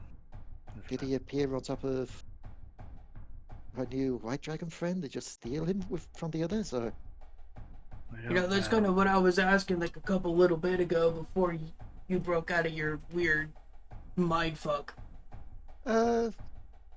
Choco? Looking at Gramil's pant legs, is one of them torn?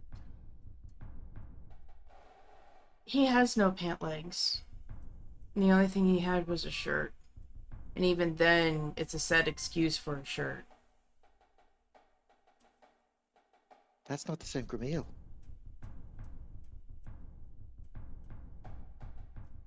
Unless Turkey Fighters decided to undress him for some reason, that's not the same Gramil. Kyrish. Do you inspect Gramil's body closer? Upon Ray saying that, yeah, probably. You're too familiar. These markings, other than the wounds from the past couple days, Gramil's been tortured.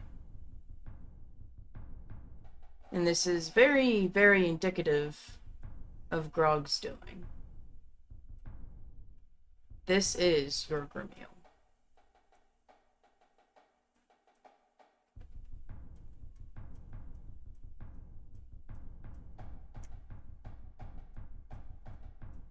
Oh. This is him. When will they switch? This one is him. When will they switch? I don't know. Perhaps when we were held captive? It would have been a perfect time to do it. This means they're traveling with a doppelganger. Yes, Rhea, we know. We're trying to figure that out. We need to go. We need to. We can't. We can't keep backtracking all over. We have a choice. We can summon all of them except for Isolde. Then She we go won't to know. them. I know you don't want to backtrack. But think about it this way. Think about where they're going. That town can't take another invasion. Rhea will never make it there fast enough, though.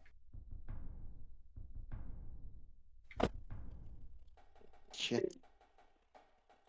Sage to sleep and fly there. Or I can drop you guys off at Torn. Do damage control at Gula in return. You know, I'm surprised that these people really take so well to dragons just being out and about everywhere. Honestly. This is amazing. I wouldn't say well. I mean, you saw the people, you heard all the people's screams, and granted I was possessed, but when I popped out of the desert, and the wolf's reaction, Minnesota, came out of the spell. Right. That's my point. Why would you think that's a good idea, Istrol? Because I made a promise to you to help with my brother's Indus. If they see you upon my back, it might help. And I made a promise to you to help you with your children that not only extends to the ones that were your eggs, but all of your kin that are in subjugation.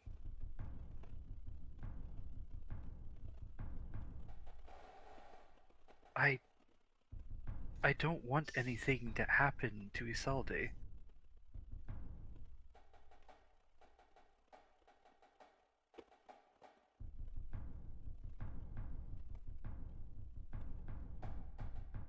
So I need Yes. everyone's help. I don't know what to do.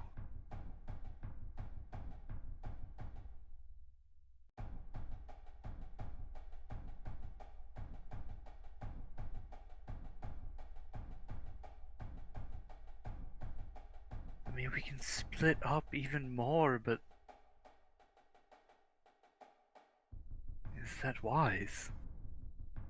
She lays her head down on the dirt, and the hippogriff snorts and backs up. Kyrish. These hippogriffs. I remember seeing purple ones from Rhea. Yes. Summon a few more. You take Andra to Tarn. I'll take Ramil to Gula.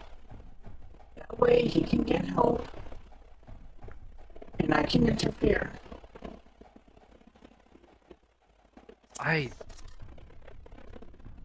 I don't know how long. I don't know if I can do that many. That's Kyrish, if anyone can, it's you at the moment. I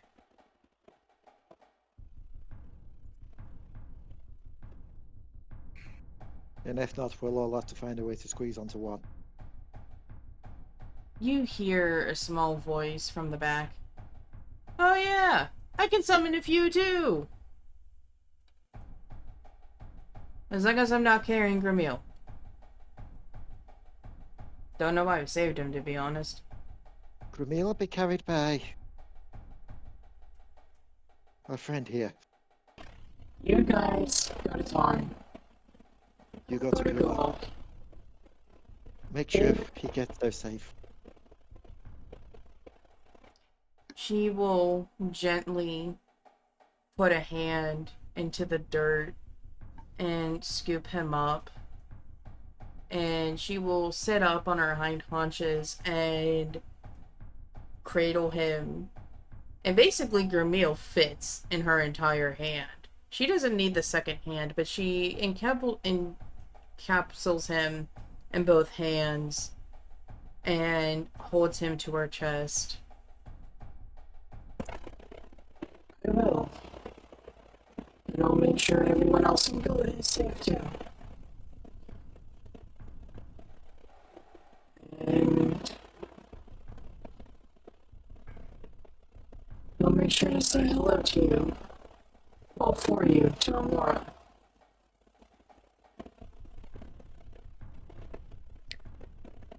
Kyrish just looks away.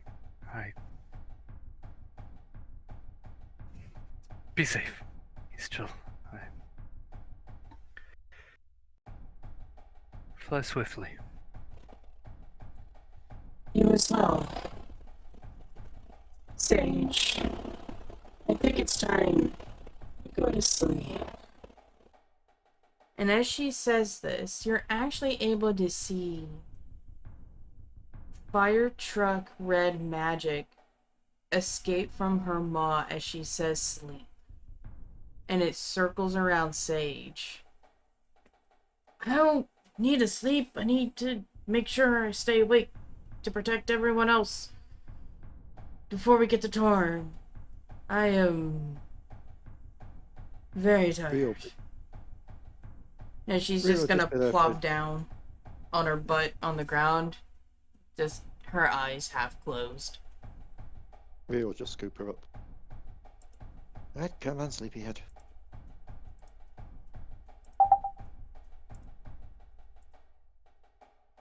She'll look to... I've forgotten the name again. God damn it, dragon. I will say Istrol. Isolde. Istrol. Isolde's the other one. Istrol. She'll look to Istrol. In an elven, she'll say, Aisel Nora Lanel.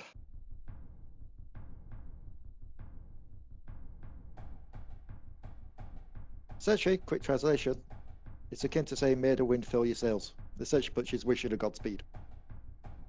Istrol will bow her head down and give you the very softest of nose nudges to the both of you. She takes a couple steps back and she flaps her wings. Oh, wait. Before you set off, I need to get something off your back.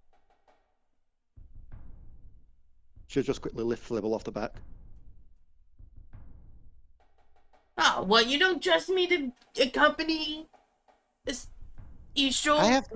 I have no idea what would happen if we were separated long distances. To be quite honest, you on the back of a dragon just terrifies me. Oh, come on. What's more terrifying than a penguin upon a mighty fire-breathing dragon? Exactly.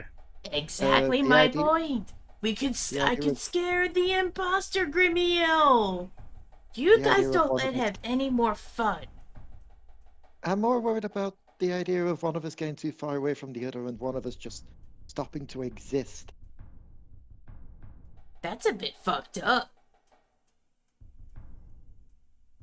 I somehow doubt that's the case, but noted.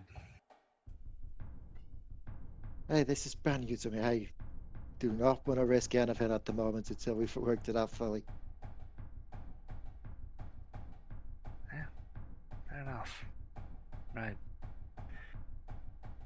Let's do this then?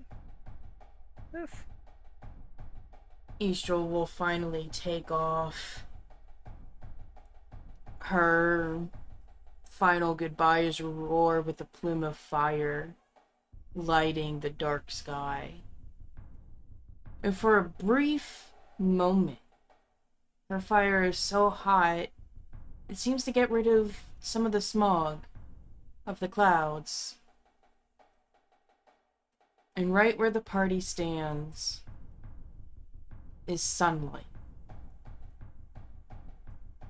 The first ray of sunlight that Misah has seen since its fall.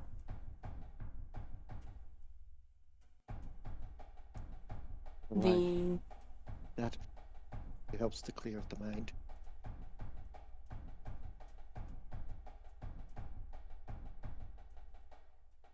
The hippogriff you summoned, which has a gray body, but light blue wing feathers and a tail tuft, walks forward and crouches. What is your Do you want next us move? Do you want us to get on this one while you summoned up yours? That way it gives me a bit extra time to try and get Sage secure.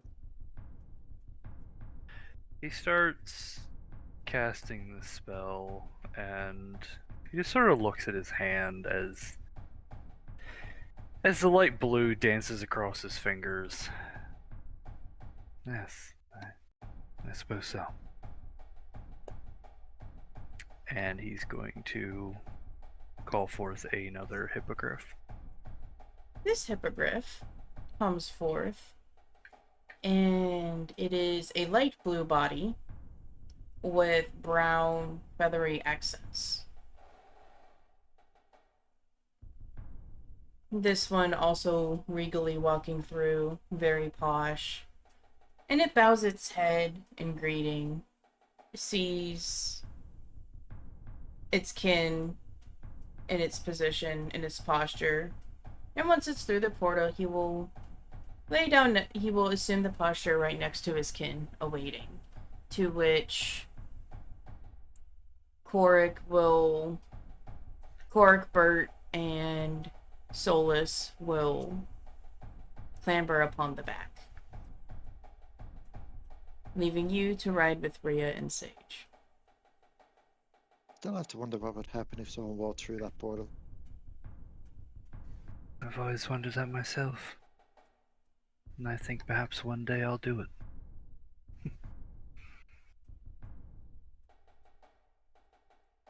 And for the first time in quite a while, he has a bit of a smile on his face. The first time in forever. Oh my god. I'm sorry, I had to. See? It's the sun.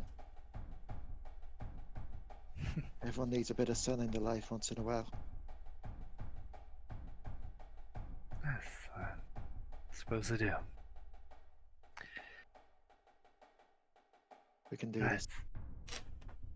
We got this. We have to. And he gives one of those fake smiles again, like, we have to do this, we have to keep going. So, you have to be okay with it. Sort of For the smile. For the ones that rely on us. For the ones we love. And she just kind of rests her head on top of Sage's head as she says that.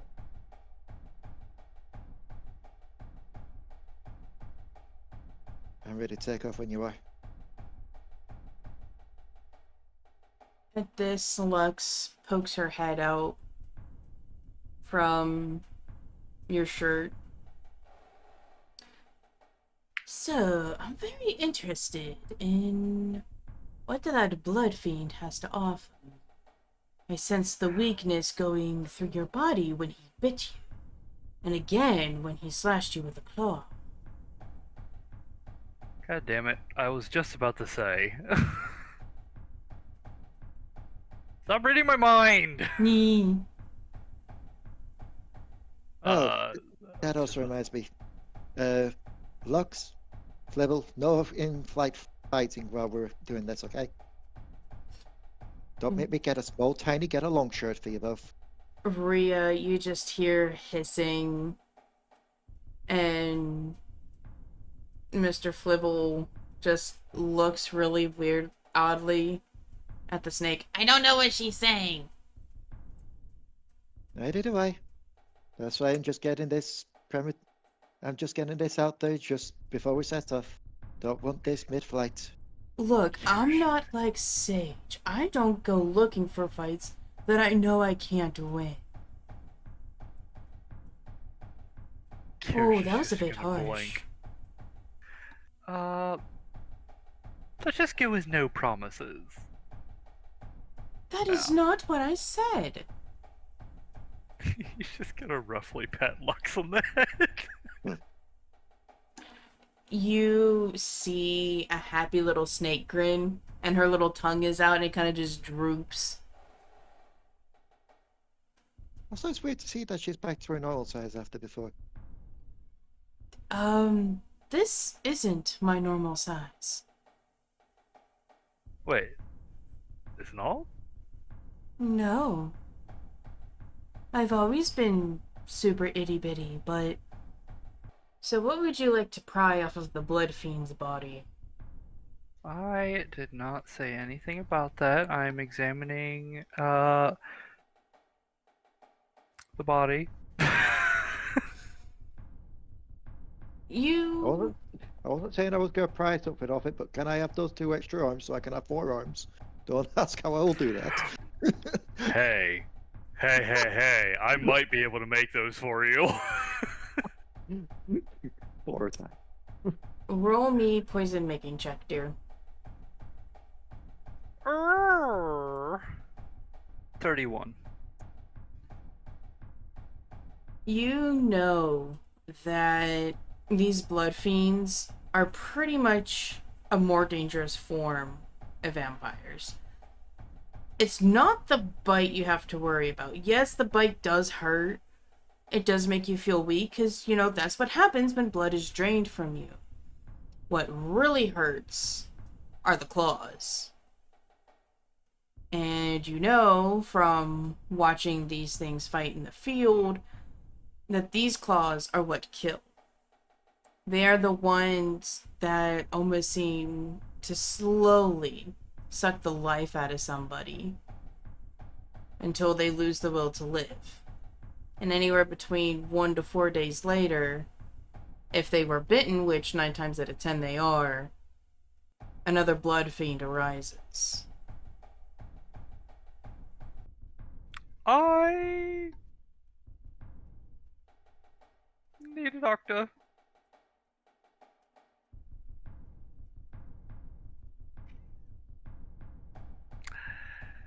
Very, very soon. Well, I'm a doctor, what can I do? You might not be able to.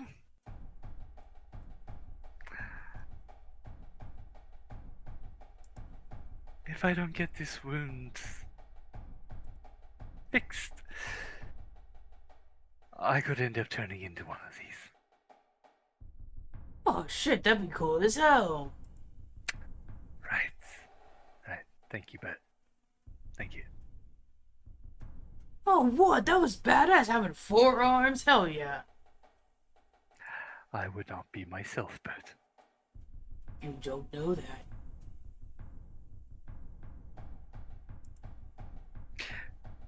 Would Kyrish know that? Yes, you would. Okay. No, I'm fairly certain I wouldn't.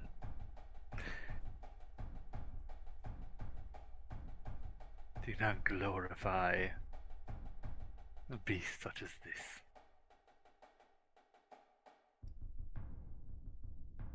Pork turns around. I think I can help. I can remove diseases and poisons. Does that count? You know that only high-level holy magic can deal with this, which Bert and Korik do not have. There is one person you do know,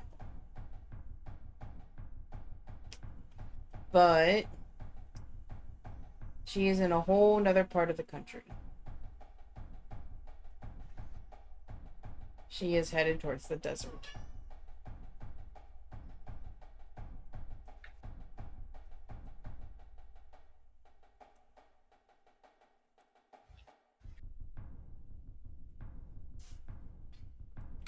No, Korik, I don't think you will be able to help. Oh, well, I tried.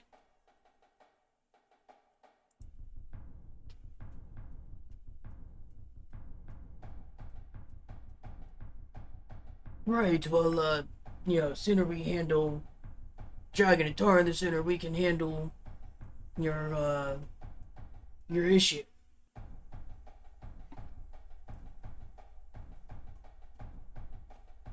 How long have we got left on that? A day.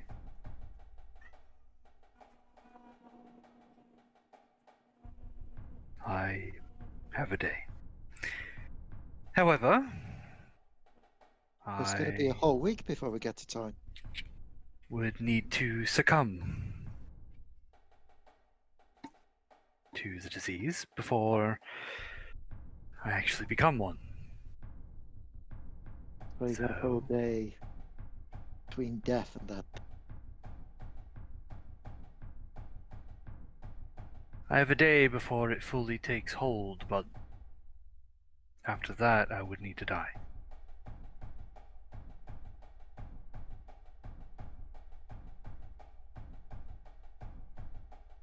Well, what Yes, happens maybe if you there's a- don't die? Will you just be super weak? Rhea just looked to him after that talk. I know you didn't want to stop there.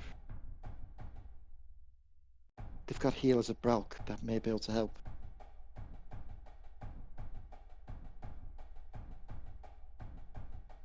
Right. It's on the way. And it would give our mounts time to rest. Plus while you're getting healed I can see to my own issue. So he's just going to Which let the monster go inelegantly. He's just going to inelegantly just unclasp his axe and hack its head off. It falls down with the clump, and as it looks to you, its sharp teeth still stained with your blood. Its eyes glazed over, and there's almost a relieved look on its face. I do wonder who you once were. I'm sorry. He's going to gently pick it up and put it in the bag. I say it is, whoever killed it did a good job.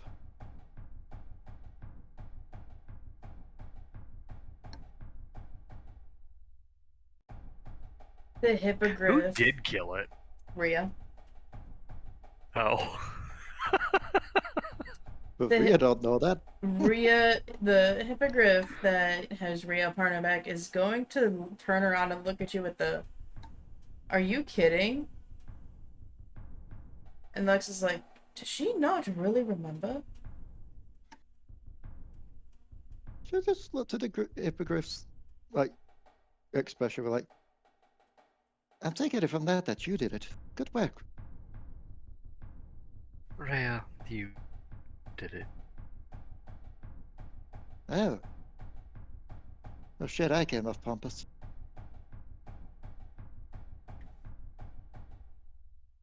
Little bit, but it's fine.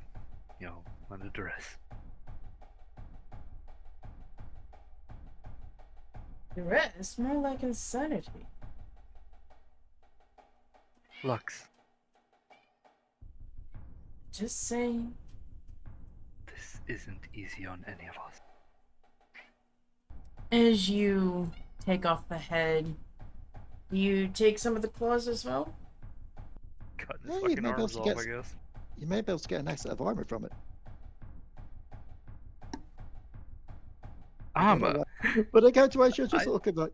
Actually, I'm curious if, actually, no, scratch that. Right?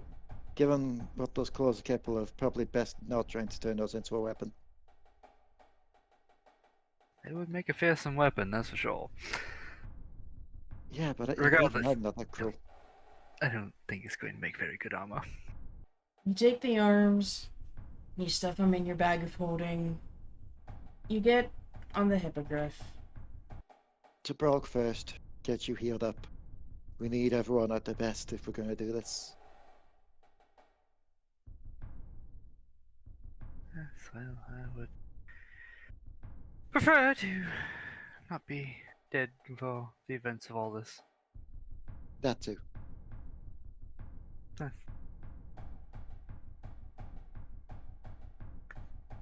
As you guide the hippogriffs to Broke,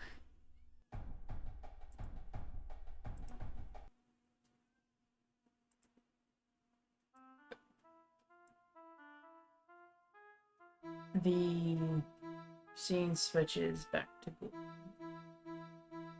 Maricelde lands on the outskirts of what used to be the city. She looks around,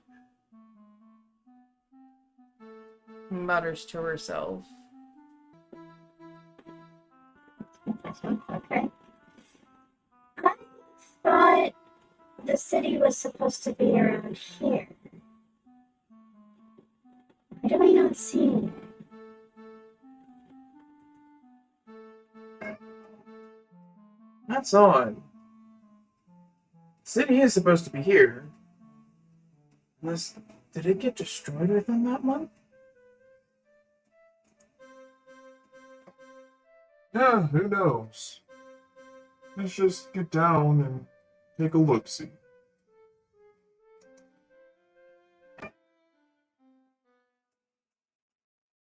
You know, if it wasn't for Kyrish telling me not to hurt you too bad, you would still be a bloody pile on the floor of that inn.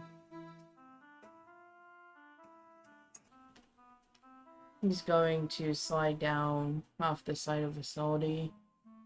And Riku mutters and slowly opens her eyes. Where am I? With a relieved expression, Keith looks down at her. You're in Gula. I don't know what happened, but the others said that you almost died, and I got worried. Oh good, you're alive, and you can explain to everybody now that I didn't do anything to you.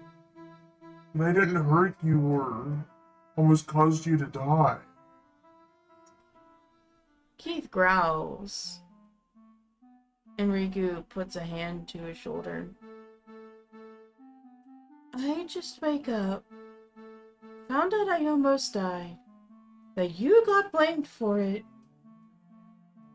I thought we had our fields meeting a while ago. Do we need to have another one?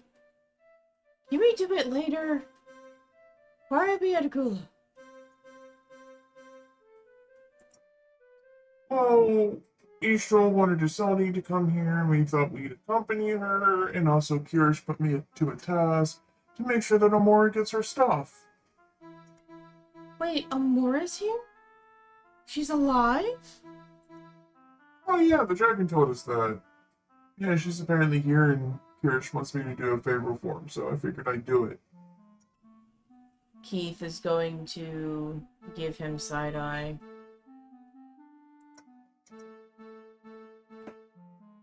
Yeah, but we need to figure out where the city is, though. That's the issue. Oh, well. Keith, I'm surprised you can't feel it, but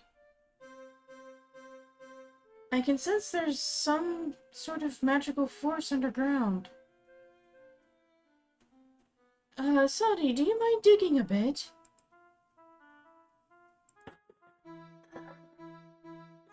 Sure. Where exactly do you want me to dig? It's gonna be about 15 more feet ahead of us and about 5 feet to the left. That's where the center of town should be. Keith looks down. How the hell do you know that? Learning the structure of a city is most important. First off, Kyrish is the battle master, but you learn the layout of the city, it's easier to defend. The higher the buildings, well, maybe we can see if it got parried. Interesting. After a few minutes, the top of a building is uncovered. Oh, I found it. I think this is it. Does this look familiar to you? Oh, hey, yeah! This looks like a piece of the palace. Which I think got destroyed, and oh well.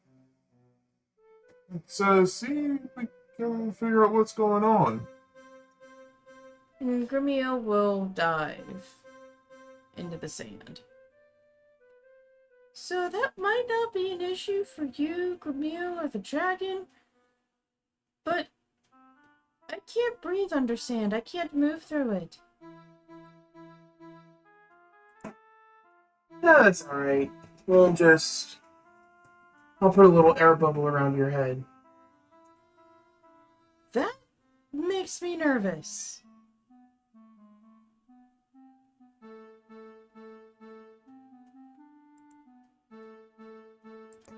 Hey, there's a magic passageway. That's not necessary. Come on down. Everybody's down here. Keith, carrying Riku, will start walking towards Grimiel. Isolde will sniff and emits a happy purr as a few of the other dragons pop their heads up from the sand and purr and roar in greeting. And she goes off and slowly slips into the sand. Mushu, being forgotten, kinda looks around. I don't like this, Cricket. Something about this feels off. Guess maybe because we're ice folk? Oh no. But keep your eye to the ground there, little girl. Something's not right. I feel it. Feel it in my beard. Let's go, Cricket. And Mushu's beard hairs weren't wrong as he follows the lizards down below. Grimiel loses Keith in the crowd. And he goes to the large building that the top was exposed. Gulen Hospital. He shoulders the pack over his shoulder, nods, and walks in. Who you? Oh, I'm Gamil. Master Kyrish sent me on a personal errand to visit Mora. One of your friends had told us that she was here. Due to other commitments, Master Kyrish couldn't come himself. Well, all of Gondra couldn't come themselves. I'm filling out a favor for her, if you could show me where she is. Yes, yes. Follow, please. And she hops along the corridor. And all the way at the end, there's a door. And she knocks. Wing it, lady. You have friend. Friend, come say hi. No visit, no more than 10 minutes. She's still resting, still healing. Oh, of course. She must have been so much. I mean, it's been, what, over a month since we've seen her last? Good, you understand. Remember, 10 minutes. And she hops away. Amora is still laying in bed, barely manages to roll her head over. Oh, Grimea. It is good too. See a friendly face. She tries to look past him, but only manages to lull her head forward. Where are the others? Oh, Keith is making sure that Riku's okay, and, well, the others are taking care of, the lightning dragon, the sewers. She looks down. That's fair. Well, it's not like I'm going anywhere anytime soon. So I guess I'll just have to wait for them. I hate waiting. I have nothing to do. What's that on your back? Oh, well, Kyrish was nice enough to, keep all your things. The only thing missing here is your sword. But everything else is in here, plus some of the crystals and the instructions. Wait. What? No! No? No, he didn't.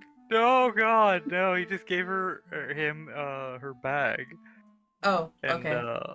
other personal items. She obviously left the stones to him to be able to use, so he kept them. Oh, okay. That's the only thing of hers that he kept, yeah.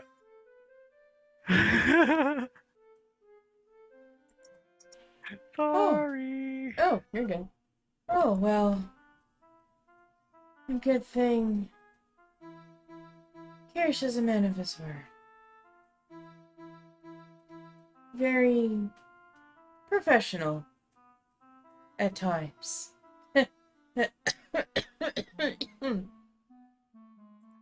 Oh, don't push yourself now.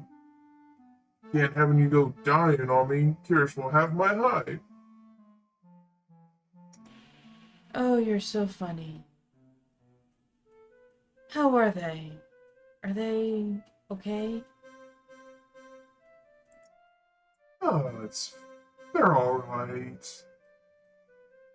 Kyrish got his memories back. Let's see. Riku tried to do something stupid. And Sage tried to do something stupid. We almost died to musical chairs. We saved another dragon. Solus is a dad.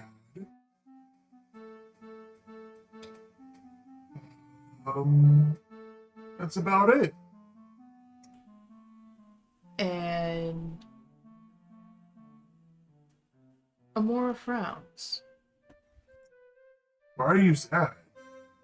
Things are fine. Riku's still alive. Sage is her usual pissy pants. Mad at the world trying to do this alone. I promised Kyrish I would be there for him when times got tough. I've seen what happens when one of them gets their memories back. And I wasn't there. to help him.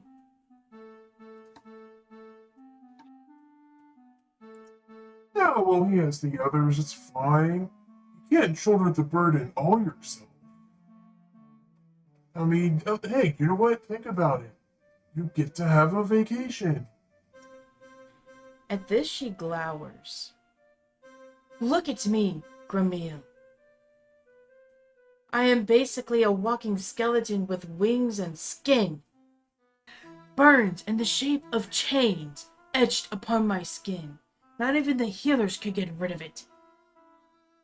I can barely laugh without having a coughing fit. I can't even sit up to face you. Vacation.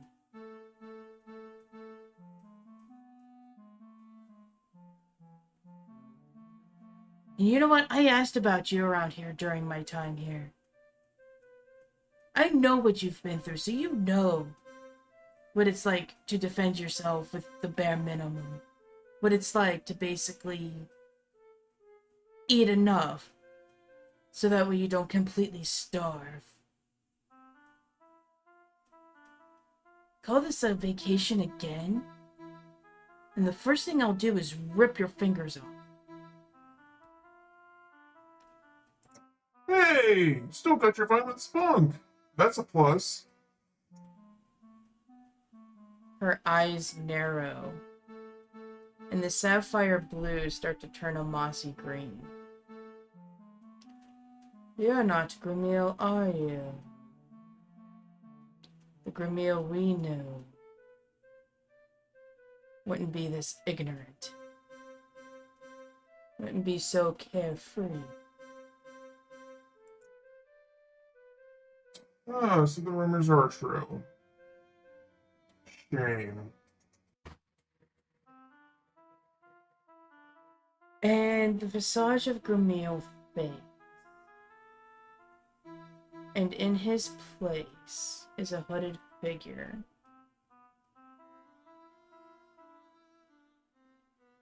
And it draws a dagger from his cloak. Oh, well. Turns out my intel was right. You are indeed alive. Both of you.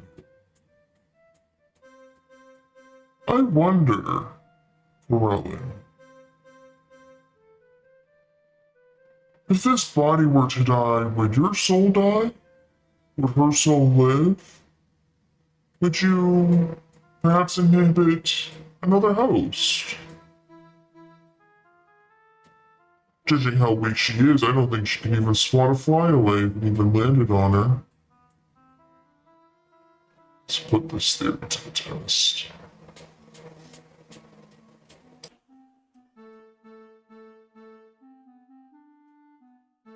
Fuck you. I hope you rot.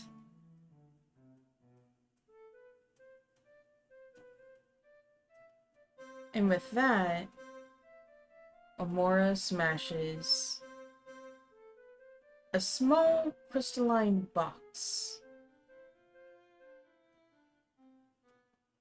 And when that box is crushed,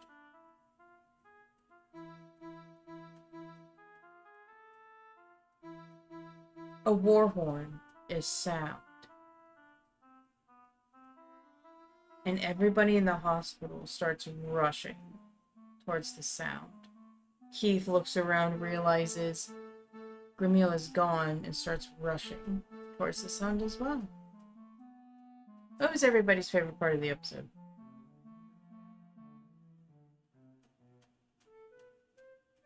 Forgetting combat rules and then having to remember it slowly over time because I have played so many 50 games between that last combat and this that my mind instantly went to how 50 works. Forgetting that both of you have DR5 to evil shit this entire time. As hell, I don't even have the same Yeah. excuse. I have that shit written down. I just blanked on it. Yeah, there's so much to remember. Skills, armor. Everything does something different.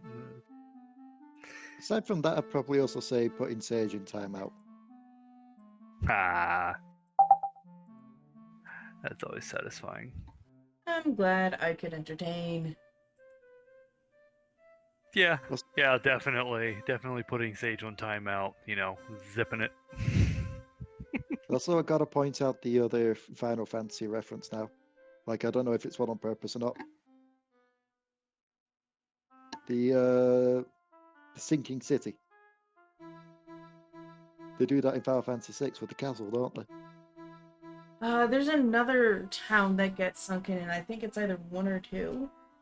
Hmm. The movie Atlantis, where they sink, and they start sinking into the sea. I got that idea. Yeah, I can see it. The most powerful ally did the least amount of damage.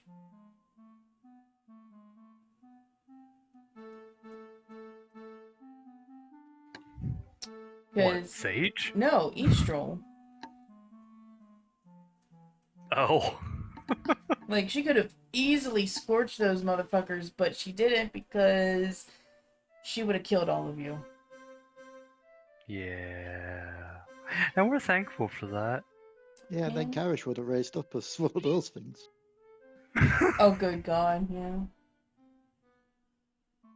Thank you all so much for watching. We hope you enjoyed the video. If you did, drop a like down below and comment on what your favorite part was. Don't forget to scratch that subscribe button and peck the bell so you know when the next episode of Conjure comes out. I hope you all are having a good one. And we will see you next time. Meow. Whee! Meow. What? DMobo!